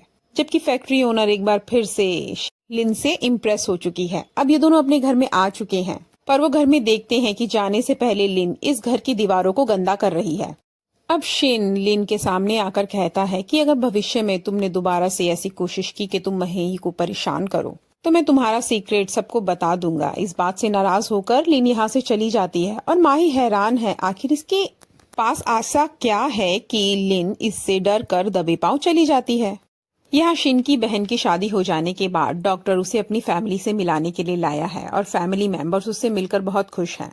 डॉक्टर की दादी भी व्हीलचेयर पर बैठकर उससे मिलने के लिए आई हैं, पर बड़ी अजीब सा लगा, वो उसे लिली कहकर पुकार रही हैं और बहुत प्यार भी कर रही हैं। आखिर ये लिली है कौन? और लिली पुकारते हुए ही वो उसे नई दुल्हन का गिफ्ट भी देती हैं। अब शिन और माही दोनों लग गए हैं अपने कमरे को पेंट करने में, लेकिन ये कुछ नई तरीके से इसे पेंट कर रहे हैं।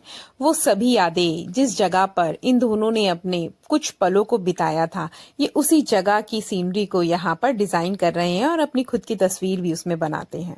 वहाँ माही का भाई भी अपनी गर्लफ्रेंड को बता रहा है कि वो जल्द ही घर वापस आने वाला है।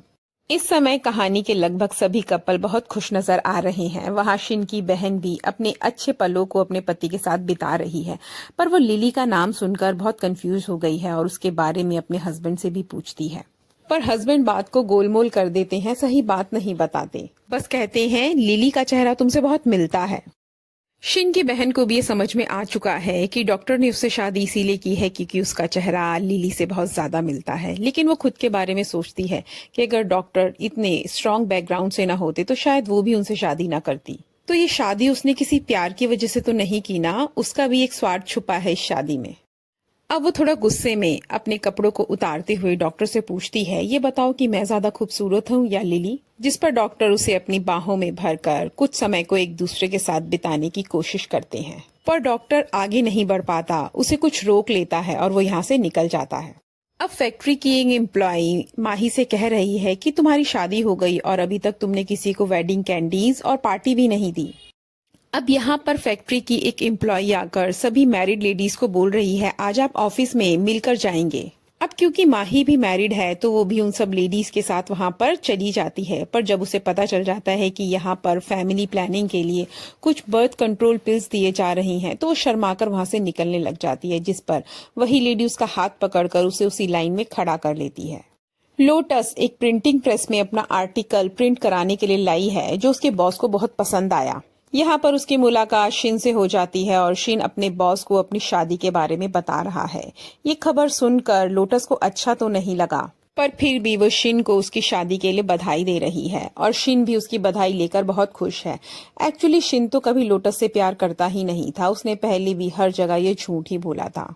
वो उससे माफी मांग रही है कि वो हॉस्पिटल में तुम्हारे साथ रह ना पाई, पर शिन कहता है इसकी कोई जरूरत भी नहीं थी। मैंने तुमसे कभी प्यार ही नहीं किया, तुम तो मेरे लिए सिर्फ दोस्त थी, और वो यूनिवर्सिटी की सीट मैंने तुम्हें इसलिए दी थी क्योंकि मुझे लगता था तुम ज्यादा डिजर्विंग दो, ना कि इसलिए कि मैं तुमसे प्यार करता था। पर खैर, कुल मिलाकर लोटस भी बहुत खुश है क्योंकि उसे लग रहा है कि अब उसका टारगेट यानी कि मियान, उसका रास्ता बिल्कुल क्लियर हो गया है। अब वो माही के पीछे थोड़ा ही भागेगा जब उसकी शादी ही हो चुकी है। शिन और माही पहली बार अपने घर की छत पर आए हैं। यहाँ बैठते समय माही के पर्स से वही प्रोटेक्शन गिर जाता है जो शिन के हाथ में लग जाता है। अब इसे देखकर वो माही को चिढ़ाने लग जाता है। माही उसे बार बार मांग रही है और बता रही है वो जो आज उसे फैक्ट्री की तरफ से मिला है। फिर माही को एम्बेरस होता हुआ देख वो उसे उसको वापस कर देता है और माही अपने मन में ये सोचकर घबरा रही है कि पता नहीं वो माही के बारे में क्या सोचेगा। अगले दिन शिन माही के पेरेंट्स के घर पर जाते समय एक बहुत ही एक्सपेंसिव मीट उनके घर में लेकर गया है, जिसे देखकर माही गुस्सा हो जाती है। वो कहती है हमारे पास पहले ही पैसे कम हैं, तुम्हें इतना पैसा खर्च करने की क्या जरूरत थी। जिस पर शिन कहता है तुम चिंता मत करो, मैं अच्छे खाने की कमी तुम्हारी जिंदगी में कभी नहीं होने दूंगा। यहाँ डाइनिंग टेबल पर बैठकर माही के पेरेंट्स कह रहे हैं कि उन्होंने फैक्ट्री वर्कर्स के लिए वेडिंग कैंडीज खरीद ली हैं, तुम उन्हें डिस्ट्रीब्यूट कर देना। तो माही कहती है इस समय इसकी क्या जरूरत थी, हमें घर का फर्नीचर भी खरीदना है, पैसे की और जगहों पे जरूरत पड़ेगी। जिसके बाद माही अपनी सारी सेविंग्स को अलग अलग स्लैब बना के रखने लग जाती है उनकी जरूरत की प्रायोरिटी के बेसिस पर, और बाद में आज मीट पर खर्च हुए पैसे भी शिन को दे देती है। जबकि शिन इन पैसों को लेता तो नहीं है बल्कि वो अपनी भी सारी सेविंग्स माही को दे देता है। अब शिन को जहाँ काम मिला है वो लोग शिन के जैसे और भी लोगों को लेकर नदी के किनारे पर आए हैं और वहाँ की पेंटिंग बनवा रहे हैं। तभी सामने से उसे कुछ लोग भागते हुए नजर आते हैं। एक आदमी फॉरेस्ट ऑफिसर से बचकर भाग रहा है, जिस पर उस कंपनी का मालिक बताता है कि एक्चुअली इस नदी में बहुत ज्यादा मछलियां हैं और फॉरेस्ट डिपार्टमेंट की तरफ से इन मछलियों को पकड़ना मना है। वह शिन की बहन डॉक्टर से थोड़ी नाराज दिखाई देती है और वो अपने हस्बैंड से कहती है इस शादी के प्रति मैं अपनी सभी जिम्मेदारियों को निभा रही हूँ। तो अपनी जिम्मेदारियों को निभाते हुए डॉक्टर भी आज उसकी तारीफ करता है और कहता है चलो आज बाहर खाने पर चलें, जिस पर नाराज पत्नी मना कर देती है। यहाँ शिन और माही अपने घर के लिए फर्नीचर खरीदने के लिए आए हैं। माही तो बजट को ध्यान में रखकर फर्नीचर को चूज करती है, लेकिन फिर भी शिन थोड़ी बहुत अपनी चला लेता है। इसके बाद ये दोनों एक बंक बेड देखते हैं जो इन दोनों को अपने लिए परफेक्ट लगता है। माही कहती है मैं ऊपर सो जाऊंगी और तुम नीचे सो जाना, और अगर कोई पूछेगा तो कह देंगे ऊपर वाला पोर्शन स्टोरेज के लिए है। वहाँ माही की मम्मी भी इनके घर को सेट कराने के लिए आ गई हैं। माही तो बहुत मना कर रही है, पर फिर भी उन्होंने कुछ पैसे भी खर्च किए हैं इनके फर्नीचर में। माही की नेबर जब माही के घर में आती है तो बंक बेड को देखकर वो थोड़ा मुंह बना लेती है, तुम हस्बैंड वाइफ क्या एक साथ नहीं सोते? जिस पर माही कहती है नहीं, हम दोनों नीचे ही सोते हैं, ऊपर वाला पोर्शन तो सिर्फ स्टोरेज के लिए है। उस लेडी के जाने के बाद ये दोनों डिस्कस करते हैं कि इन्हें अपनी फ्रेंडशिप वाली शादी का सीक्रेट सबसे छुपा कर रखना पड़ेगा। आज हॉस्पिटल में डॉक्टर को खाना देने के लिए उसके घर का एक नौकर आया है। उसे बड़ा अजीब सा लगा कि आज उसकी वाइफ नहीं आई, जिस पर घर जाकर डॉक्टर अपनी वाइफ से पूछता है आज तुम हॉस्पिटल मेरे लिए खाना लेके नहीं आई थी? तो वो बोलती है कि वाइफ की जितनी जिम्मेदारी मुझे निभानी थी मैं निभा चुकी हूँ, अब मुझे अपने करियर पर भी ध्यान देना है। डॉक्टर अपने दोनों के बीच की दूरियों को समझ रहा है, इस पर वो अपनी वाइफ को उठाकर उसे किस करने लगता है। इसके बाद डॉक्टर कोशिश करता है एक बार फिर से अपने रिश्ते को एक नई शुरुआत देने की, लेकिन इस बार भी वो इसमें असफल रहता है क्योंकि दोनों ही अभी तक एक दूसरे के प्यार में नहीं हैं, तो वे इस तरीके से कुछ भी एक दूसरे के बारे में सोच नहीं पाते। माही का भाई भी फार्म से वापस आ चुका है और वो प्लान कर रहा है कि वो अपनी शादी की बात इस बार करके जाएगा, जिस पर उसकी बहन कहती है तुम अकेले मत जाना, मैं भी तुम्हारे साथ चलूंगी, तुम्हारी होने वाली बीवी मेरी बेस्ट फ्रेंड है, तो उसकी फैमिली मुझे अच्छी तरीके से जानती है। अब ये दोनों भाई बहन आ गए हैं और भाई अपने होने वाली ससुराल के लिए बहुत सारे गिफ्ट भी लेकर आया है। पर जैसे ही इन्हें पता चलता है कि ये रिश्ता लेकर आए हैं तो उन्हें लग रहा है कि ये लड़का तो फार्म पर जॉब करता था और इनकी लड़की एक अच्छी फैक्ट्री में जॉब करती है, तो ये रिश्ता एक अच्छा रिश्ता नहीं है और वो उस रिश्ते को पहली नजर में तो मना कर देते हैं। पर फाइनली माही के बहुत ज्यादा समझाए जाने पर और इनकी लड़की की अगर इनके घर में शादी हुई तो उसे क्या क्या सुख मिलेंगे उसके बारे में जब बताती है तो उसके पेरेंट्स को ये बात समझ में आ जाती है और वो शादी के लिए हाँ कर देते हैं। माही के पापा माही की मम्मी को बता रहे हैं कि आज उनकी फैक्ट्री के लोग उनसे कह रहे थे कि तुमने अपनी बेटी की शादी बहुत जल्दबाजी में कर दी। तुम्हें क्या सच में पता भी है कि तुम्हारा दामाद कैसा है? क्योंकि उसकी याददाश्त जा चुकी है और अगर वो पहले से शादीशुदा निकला तो तुम क्या करोगे? अब शिन की सच्चाई को जानने के लिए दोनों मम्मी पापा प्लान बनाते हैं कि आज रात उसके पापा शिन से मिलेंगे और उसे बहुत सारी शराब पिलाने के बाद उसकी जिंदगी की सच्चाई को जानने की कोशिश करेंगे। पर इस मीटिंग का नतीजा उल्टा हो जाता है। शराब माही के पापा ही ज्यादा पी लेते हैं और आउट ऑफ कंट्रोल हो जाते हैं और अपने सीक्रेट्स ही रिवील कर देते हैं कि माही की मम्मी को मिलने से पहले वो किस लड़की को प्यार किया करते थे। साथ के साथ वो ये भी बता रहे हैं कि वो बहुत ज्यादा शर्मिंदा हैं कि वो अपनी इकलौती बेटी की शादी भी धूमधाम से ना कर पाए। ये कहते कहते वो गैर होश हो गए और शिन उन्हें अपनी पीठ पर बिठाकर घर पर लेकर आया। सुबह उठने पर पापा को जो 2-4 बातें याद रही उनमें वो बताते हैं उसकी मम्मी को कि शिन का पहला प्यार हमारी बेटी ही है, तो तुम्हें चिंता करने की कोई जरूरत नहीं। उसके साथ ही पापा की पॉकेट में एक लेटर निकला है जिसमें शिन ने लिखा हुआ है, अंकल कल रात को आपने मुझे बता दिया कि आप माही की मम्मी से पहले किसको प्यार किया करते थे, तो अब आपका ये सीक्रेट मेरे पास है और आपको हम दोनों की शादी को सपोर्ट करना पड़ेगा। शिन माही को बता रहा है कि तुम्हारे पापा तुम्हारी ग्रैंड वेडिंग करना चाहते थे, पर खैर कोई बात नहीं। अब शिन के दिमाग में वो ग्रैंड वेडिंग की बात चल रही है तो वो छुपकर उसी नदी के किनारे आ जाता है और यहाँ पर अपनी शादी के लिए कुछ फिशेस को पकड़ने की कोशिश करता है, पर पूरी रात निकल गई, उसे एक भी फिश न मिली। वहाँ शिन की बहन अपने सामान को पैक कर रही है अपने भाई की शादी में जाने पर और डॉक्टर पूछता है क्या मैं भी चलूं, तो वो मना कर देती है। ट्रेन में बैठते समय वो अपने मैथमेटिक्स के कुछ क्वेश्चंस को सॉल्व कर लेती है और वो उसमें इतनी बिजी है कि वो ये ध्यान भी नहीं देती कि उसका हस्बैंड उसके सामने वाली सीट पर आकर बैठ चुका है। और अपने हस्बैंड से पूछे जाने पर वो बताता है, मैं तुम्हारे पीछे पीछे नहीं आया, मुझे अपनी हॉस्पिटल का कुछ काम है इसलिए मैं भी उसी शहर में जा रहा हूँ। तो ये सिर्फ एक इत्तेफाक है कि हम दोनों आज इस एक ही ट्रेन में सवार हैं। इसके बाद वो अपनी बीवी को अपने बोगी का नंबर बताकर कहता है, यहाँ अलग क्यों बैठी हो, आओ मेरी बोगी में आके बैठ जाओ। तो पहले तो वो मना करती है पर खैर बाद में वो उसी बोगी के अंदर चली जाती है। वहाँ पहुँचने के बाद वो अपने हस्बैंड से पूछती है, क्या तुम पसंद करोगे मेरे भाई की शादी में जाना? पर वो उस पे इनकार कर देता है, कहता है नहीं, मैं किसी और काम से आया हुआ हूँ, मेरे पास समय भी ना होगा उसकी शादी में जाने का। अब शिन की बहन की ऊपर वाली सीट पर एक लड़का बैठा है जो अजीब सी हरकतें कर रहा है। वो पैर को भी नीचे लटका लेता है और खाने की पीने की चीजों को भी बार बार नीचे गिरा रहा है, जिससे ये बहुत इरिटेट हो जाती है और टोके जाने पर वो लड़का मानने को तैयार भी नहीं है। तो फाइनली वो अपनी सीट छोड़कर यहाँ से चली जाती है। अब डॉक्टर उठता है और उस लड़के को धमकाता है। डॉक्टर की डांट को सुनकर वो लड़का उससे माफी मांगता है और डॉक्टर वापस अपनी बीवी को यहाँ पर लेकर आ जाता है और वो अपनी बीवी से अपनी सीट को एक्सचेंज कर लेता है और अपनी साफ सीट पर उसको बिठा देता है, जिस वजह से आज बहुत दिनों के बाद उसकी बीवी को ये एहसास हुआ कि वो डॉक्टर की वाइफ है। उसे बहुत अच्छा भी लगा। शिन यहाँ नए नए आइडियाज बना रहा है अपनी शादी का डिनर तैयार करने के लिए। मछलियाँ पकड़ने की कोशिश तो उसने बहुत करी पर उसे कामयाबी ना मिली। अब शिन की बहन देख रही है कि उसका हस्बैंड उसी के होटल में इधर उधर घूम रहा है, तो पूछने पर वो बताता है उसे कहीं और कमरा ही नहीं मिला, तो उसने भी इसी होटल के अंदर अपना रूम ले लिया। एक बार फिर से वो शादी में चलने की बात पूछती है तो डॉक्टर बोल देता है कि नहीं, मैं शादी में जाने के लिए नहीं आया हूँ। फिर दोनों इधर उधर की बातें करते हैं और वाइफ को महसूस हो रहा है जैसे डॉक्टर साहब थोड़ा नाटक कर रहे हैं, पर वो शादी में जाना चाहते हैं। पर वो इस बार आगे से खुद मना कर देती है कि मैं भी उसकी शादी में पेरेंट्स की हैसियत से जा रही हूँ, ना कि उसकी बहन की हैसियत से, तो ये अच्छा भी नहीं होगा कि तुम मेरे साथ वहाँ चलो। अब लास्ट में डॉक्टर कह रहा है कि हम दोनों हस्बैंड वाइफ हैं, यूँ दो अलग अलग कमरे लेकर पैसे खराब करने की क्या जरूरत, तुम मेरे ही कमरे में आ जाओ।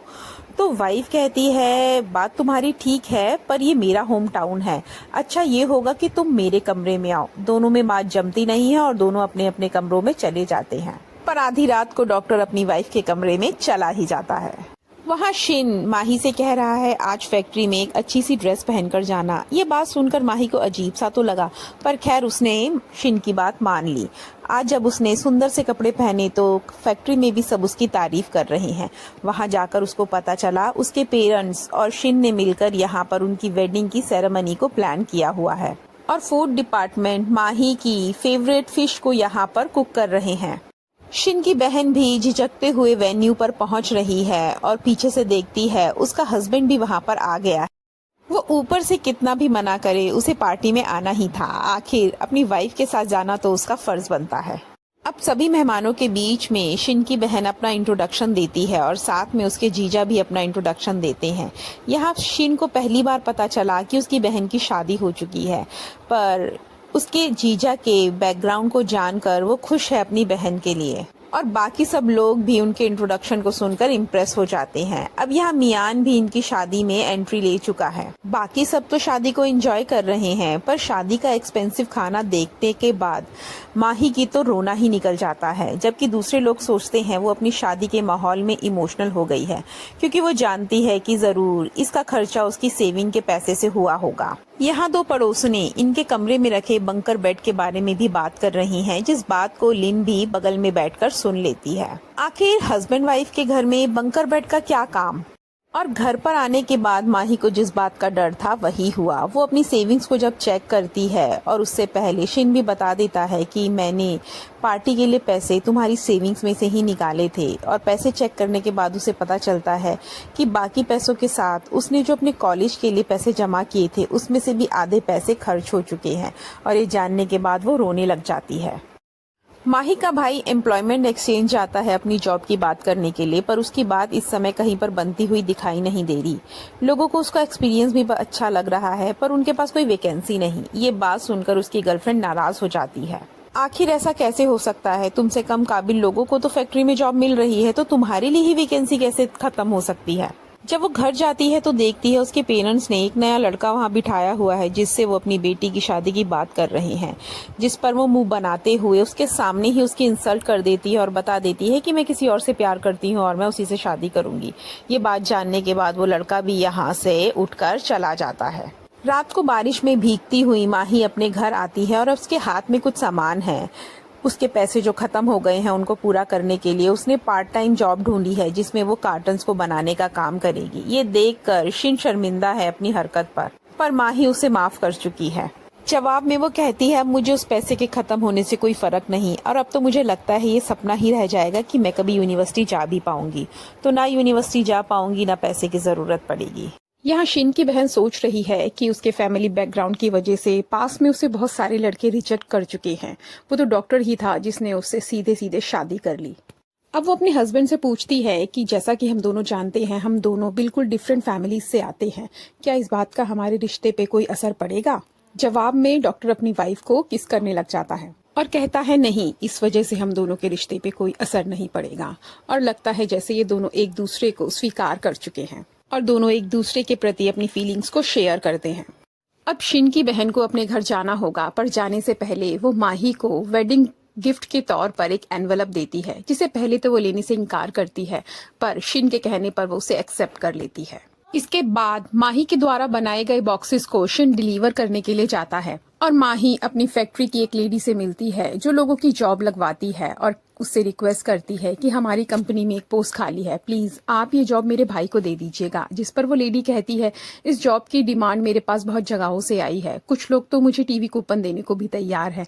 तो माही भी अपने भाई की जॉब के बदले में टीवी कूपन देने का वादा कर देती है। जबकि दूसरी तरफ एम्प्लॉयमेंट एक्सचेंज के सामने दिन रात बैठे रहने के कारण मिस्टर गाउ से परेशान हो जाते हैं और वो दूध की बोतल क्लीनिंग की एक जॉब उसे दे देते हैं और वो भी मन लगाकर वहाँ पर काम करने लग जाता है। यहाँ पर उसके अलावा सभी लेडीज एम्प्लॉय हैं, पर फिर भी वो उनके साथ मिलकर काम करता है और वो लेडीज भी इसकी हेल्प करती हैं। ही को अपने भाई की जॉब दिलाने के लिए एक टेलीविजन कूपन का इंतजाम करना है, पर मार्केट में पूछे जाने पर पता चलता है उसकी कीमत तो बहुत ज्यादा है और बाजार में उसके लिए बहुत मारा मारी भी है। वो बस इसी सोच में पड़ी है कि वो 5,000 युवान का टीवी कूपन या टीवी कैसे खरीदेगी। यहाँ शिन और माही को रास्ते में लिन मिल जाती है और लिन उनसे जिद करती है कि वो उनके घर जाना चाहती है। वास्तव में लिन ये कंफर्म करना चाहती है कि ये दोनों सही में कपल है भी या नहीं, या सिर्फ कमरा पाने के लिए इन्होंने एक फेक मैरिज की है। ये दोनों भी लिन की चालाकियों को जानते हैं और माही शिन को इशारा कर देती है अपने कमरे को संवारने के लिए। शिन भी ऊपर का बिस्तर हटाकर नीचे ही लगा देता है। इसके बाद जब ये तीनों कमरे में अंदर जाते हैं तो लिन को ऐसा कुछ मिलता नहीं है जिससे ऐसा लगे कि ये दोनों असलियत में कपल नहीं है। पर अचानक से एक ड्रॉर खोलने पर लिन देखती है कि कंपनी से जो प्रोटेक्शंस मिले थे इन दोनों ने उन्हें यूज नहीं किया है, जिसके जवाब में माही कहती है हम दोनों इन्हें यूज नहीं करते, और यहीं से लिन के दिमाग में एक शक घर कर लेता है। बाहर आकर लिन एक और एम्प्लॉय के साथ मिलकर अपनी बॉस को उसके कमरे का हाल बताती है और यही कह रही है कि उन्हें शक है कि वो दोनों असलियत में कपल नहीं है। बॉस भी इन दोनों की बातों में आ गई है और आधी रात में ये तीनों लेडीज मिलकर माही और शिन का कमरा बाहर से खोलती हैं और उनके कमरे के अंदर एंट्री ले लेती हैं। और ये तीनों क्या देखती हैं कि ये दोनों तो एक ही बिस्तर पर नीचे सो रहे हैं। और ये सीन देखकर बॉस को बहुत गुस्सा आया।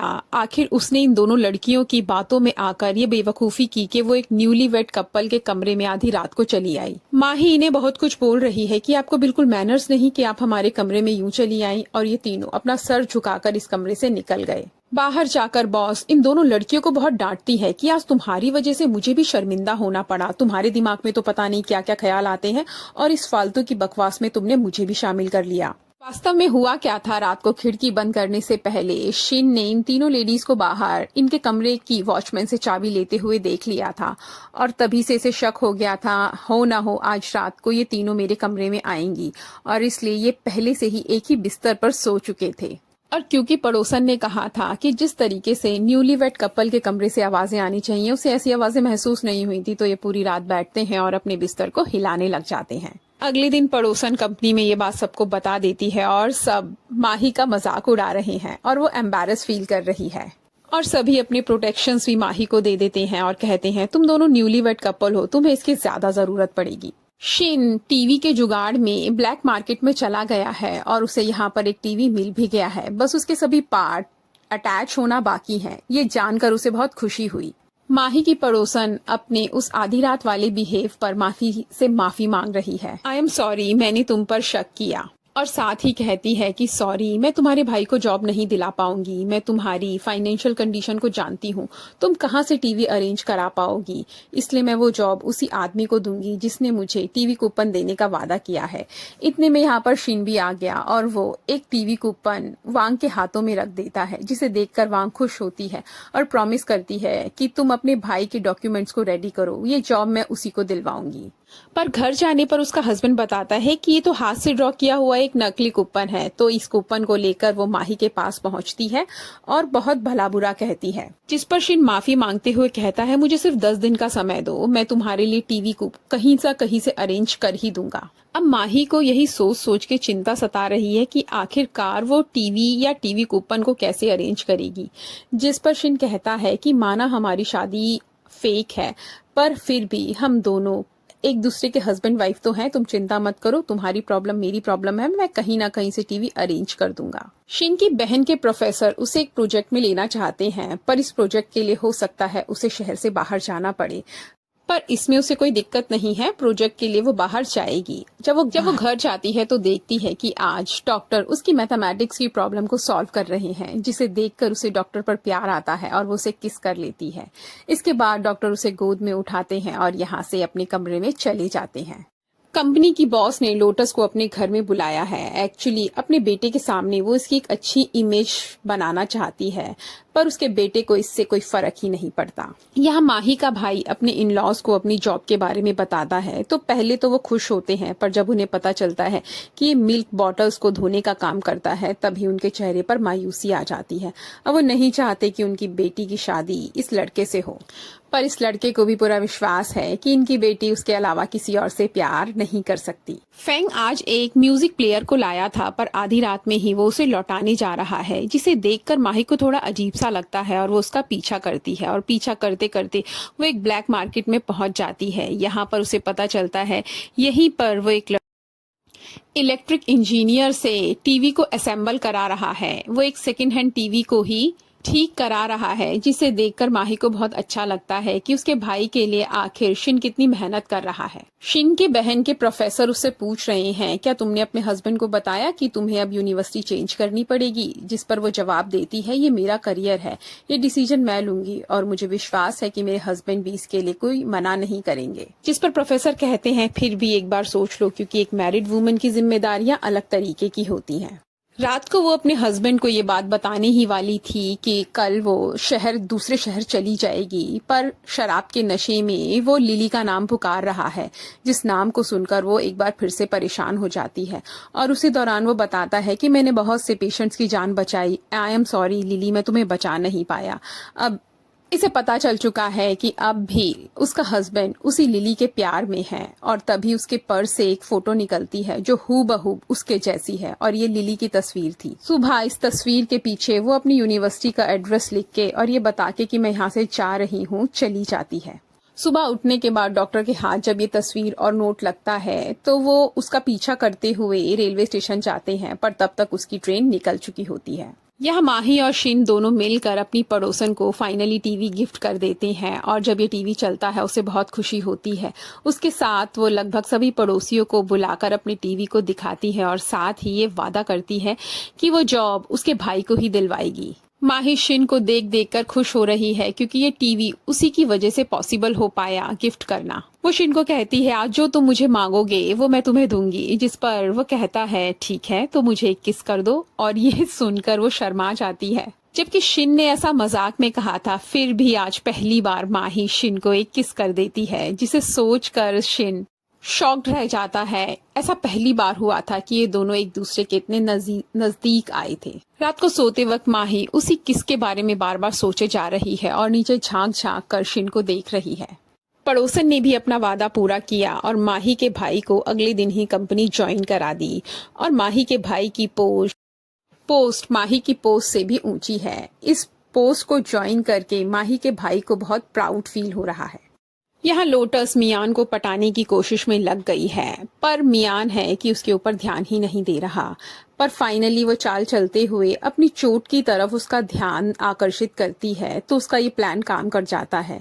पूछने पर वो बताती है, तुम्हारे लिए जो नॉवल लेकर आई हूँ उसी को ऊपर से उतारते समय मैं नीचे गिर गई, तभी मेरी ये चोट लगी। और बातों ही बातों में वो मियान को प्रपोज कर देती है, जिस पर सीधे से मियान मना कर देता है। तो रिप्लाई में लोटस कहती है, मुझे पता है तुम माही को पसंद करते हो, पर अब माही की तो शादी हो चुकी है, इसका मतलब ये नहीं कि तुम किसी से प्यार ही ना करो। और फाइनली मियान उसकी ये बात सुनकर उसके साथ डेट पर चलने के लिए हाँ कह देता है। शिन अपने कमरे के कॉर्नर में कर्टन लगाकर नहा रहा था, पर एक पल के लिए माही उसे बिना कपड़ों के देख लेती है और एम्बैरस फील करती है। इस बात को कवर करने के लिए शिन कहता है, ये कॉर्नर सही है, तुम भी यहाँ पर नहा लो, मैं कमरे से बाहर चला जाता हूँ। और जब शिन कमरे में वापस आता है तो माही को जब भीगा हुआ देखता है तो देखता ही रह जाता है। इस बात को माही भी नोटिस करती है। माही अपने भाई को लेकर उसकी होने वाली ससुराल में उसकी शादी की बात करने के लिए गई है और वहां पर वो बताते हैं कि अब उसकी एक हायर डेजिग्नेशन वाली पोस्ट पर जॉब लग चुकी है।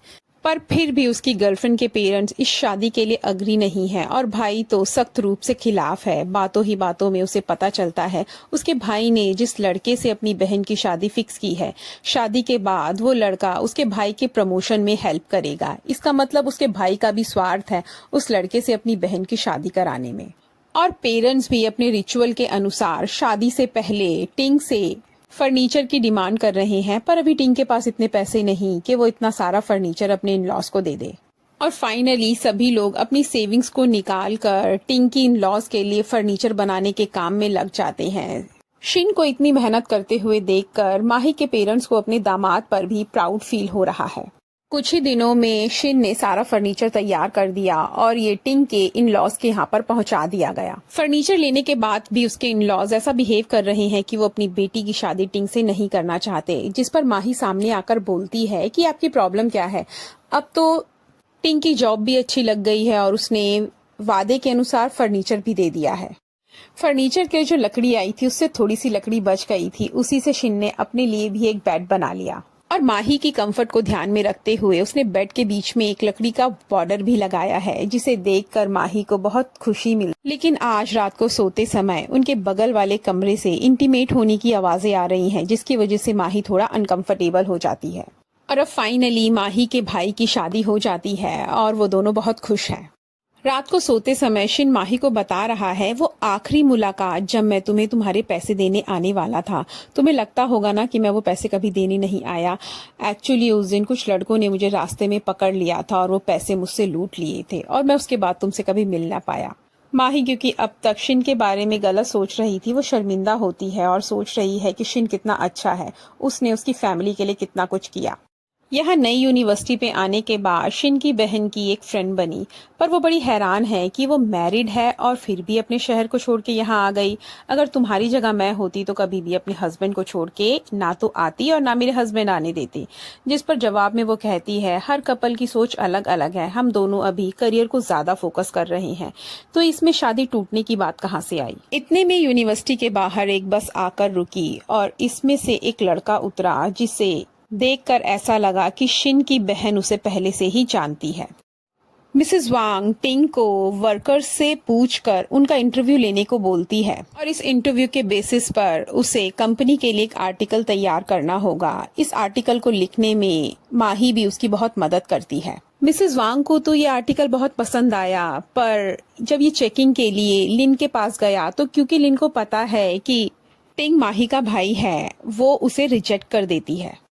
लेकिन टिंग को समझ नहीं आ रहा आखिर वो इस आर्टिकल में ठीक करे तो क्या करे, क्योंकि उसके अनुसार तो आर्टिकल बिल्कुल ठीक है। जिस पर टिंग की गर्लफ्रेंड उस आर्टिकल को पढ़ती है और वो समझ जाती है कि इस आर्टिकल में बहुत सारे डिफिकल्ट वर्ड्स का यूज हुआ है और लिन चाहे कितनी भी यूनिवर्सिटी पढ़ी हो, उसे इन वर्ड्स का मीनिंग नहीं पता, तो वो उन सब डिफिकल्ट वर्ड्स को ईजी कर देती है।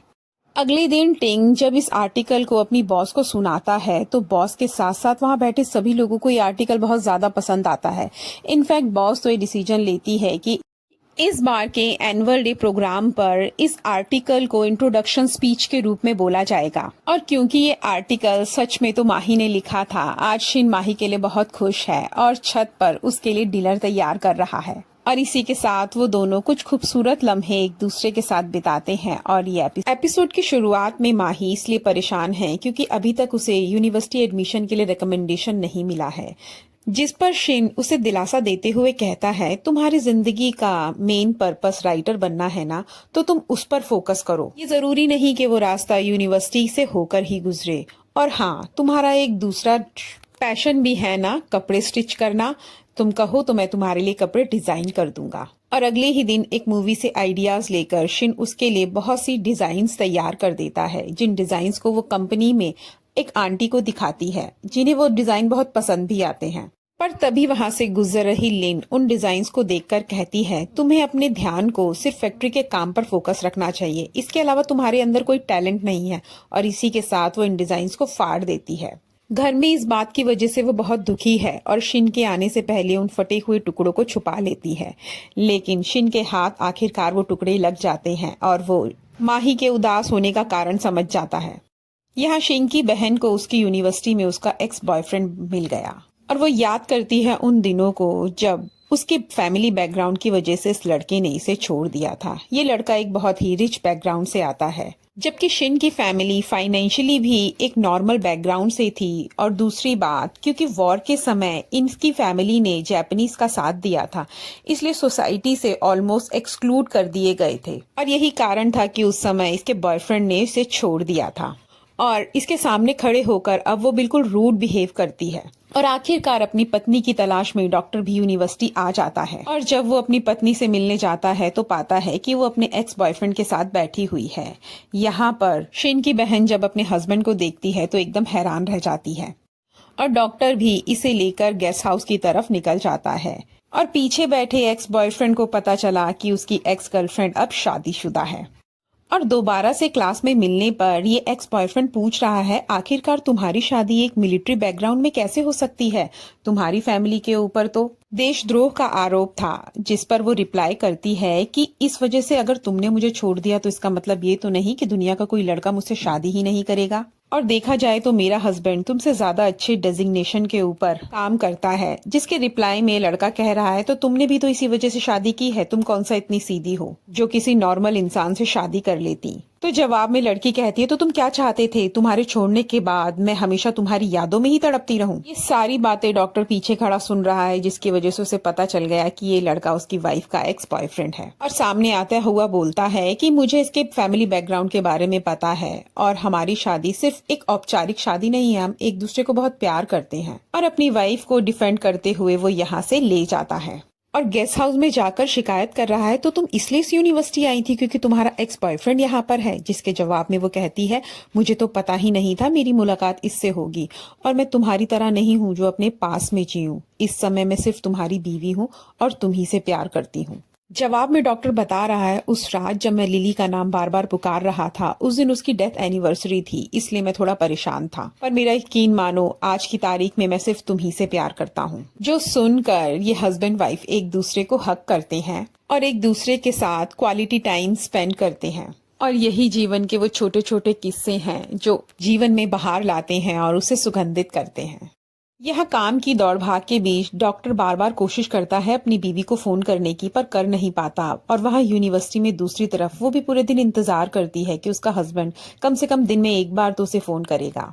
माही को फैक्ट्री के लिए आर्टिकल लिखने का काम मिला है और ये काम उसे लिन की अंडर कस्टडी में करना है, पर लिन उसके हर काम को बिगाड़ देती है। जब माही बोर्ड पर आर्टिकल लिखने को खड़ी होती है तो लिन कुछ न कुछ ऐसा करती है कि वो आर्टिकल को लिख ही नहीं पाती और अपने खुद के चोरी किए हुए आर्टिकल्स को उसके अंदर ऐड कराने लग जाती है, जिसकी वजह से माही बहुत परेशान है। तो शिन रात को ही उसे फैक्ट्री में लेकर जाता है और बोर्ड पर आर्टिकल लिखने को कहता है, पर हाइट छोटी होने की वजह से वो ऊपर की तरफ नहीं लिख पाती, जिस पर शिन उसे अपनी गोद में उठाता है और माही आर्टिकल को लिख देती है। बची हुई जगहों पर शिन खुद ही ड्राइंग्स बना देता है जो बहुत खूबसूरत लग रही हैं। इस दौरान इन दोनों के बीच की नजदीकियां बढ़ने लगती हैं, जिसको याद कर कर कर माही शर्मा रही है। आज सुबह उसने अपना टूथब्रश शिन के ब्रश के बिल्कुल पास रख दिया, पर शिन को आता देख उसने उसे वहां से हटा दिया, पर शिन ने दोबारा से उन दोनों ब्रशों को एक दूसरे के साथ रख दिया। सुबह जब फैक्ट्री खुली और वर्कर्स ने वो आर्टिकल देखा तो सब माही की बहुत तारीफ कर रहे हैं। पर जब लिन सुबह आकर इस आर्टिकल को देखती है तो माही से लड़ने लग जाती है कि उसने उसकी इंस्ट्रक्शंस को फॉलो नहीं किया और उसकी शिकायत फैक्ट्री की बॉस से करने चली जाती है। पर माही ने पहले से ही आर्टिकल में अपनी बॉस का नाम इंक्लूड किया हुआ था, जिस देखकर बॉस बहुत खुशी होती है और माही की तारीफ करती है। प्रोफेसर युआन शिन को एक ऑफर दे रहे हैं, उनके द्वारा लिखी गई किताबों के अंदर ड्राइंग करने का काम शिन को करना है, जिसकी वजह से शिन बहुत खुश है। ये उसका पहला पेड काम होने वाला है। घर पर आकर वो ये खुशखबरी माही को सुनाता है और साथ में बताता है उन्होंने मुझे लाइब्रेरी का एक्सेस भी दिया है, हम दोनों वहाँ चलकर किताबें पढ़ सकते हैं। तुम्हें राइटर बनना है, ये तुम्हारे को बहुत हेल्प करेगा। और दोनों पहुंच जाते हैं फाइनली लाइब्रेरी के अंदर। इस दौरान माही ने अपनी पोयम्स और राइटिंग लिखने का काम पूरा किया, जिन्हें लेकर वो अपनी टीचर के पास गई है और टीचर उसकी राइटिंग की बहुत तारीफ कर रही हैं। कह रही हैं कामयाबी इस बात की मोहताज नहीं कि तुम्हारी शादी हो चुकी है या नहीं, जिसके जवाब में माही कहती है पर अगर मेरा हस्बैंड ना होता तो मैम शायद मैं ये मुकाम हासिल ना कर पाती। इसके बाद ये दोनों एक और सेलिब्रेशन को सेलिब्रेट कर रही हैं। कंपनी के अंदर माही की पोयम और राइटिंग को फर्स्ट और सेकंड प्राइज मिला है, पर शिन को पैसे मिलने से ज्यादा इस बात की खुशी है कि माही की पोयम और राइटिंग को एप्रिसिएशन मिल रहा है। शिन ने माही को एक बुक गिफ्ट दी है। इस बुक के अंदर वो सभी डिजाइन्स लगे हुए हैं जो कभी लिन ने फाड़ दिए थे, जिन्हें देखकर माही बहुत खुश होती है। ये डिजाइन्स अब भी बिल्कुल सेफ हैं। सुबह उठने पर माही को शिन की चिट्ठी मिली कि आज वो अपनी बहन से मिलने जा रहा है। तभी माही भी डिसाइड करती है कि वो भी उसकी बहन से मिलने के लिए जाएगी। यूनिवर्सिटी में शिन अपनी बहन को समझा रहा है कि अपने हस्बैंड से अच्छा बिहेव किया करो, वो एक अच्छे इंसान है। तभी वहाँ पर माही भी आ जाती है, जिसे देखकर शिन को खुशी हुई और वो अपनी ननद के लिए गिफ्ट भी लेकर आई है। कंपनी में टिंग का बिहेवियर बहुत ही हेल्पफुल है और कैंटीन में कुक की कमी होने पर वो वहाँ पर शेफ का काम जिस तरीके से करता है, उसके स्किल्स को देखकर कैंटीन के सभी लोग बहुत हैरान हैं।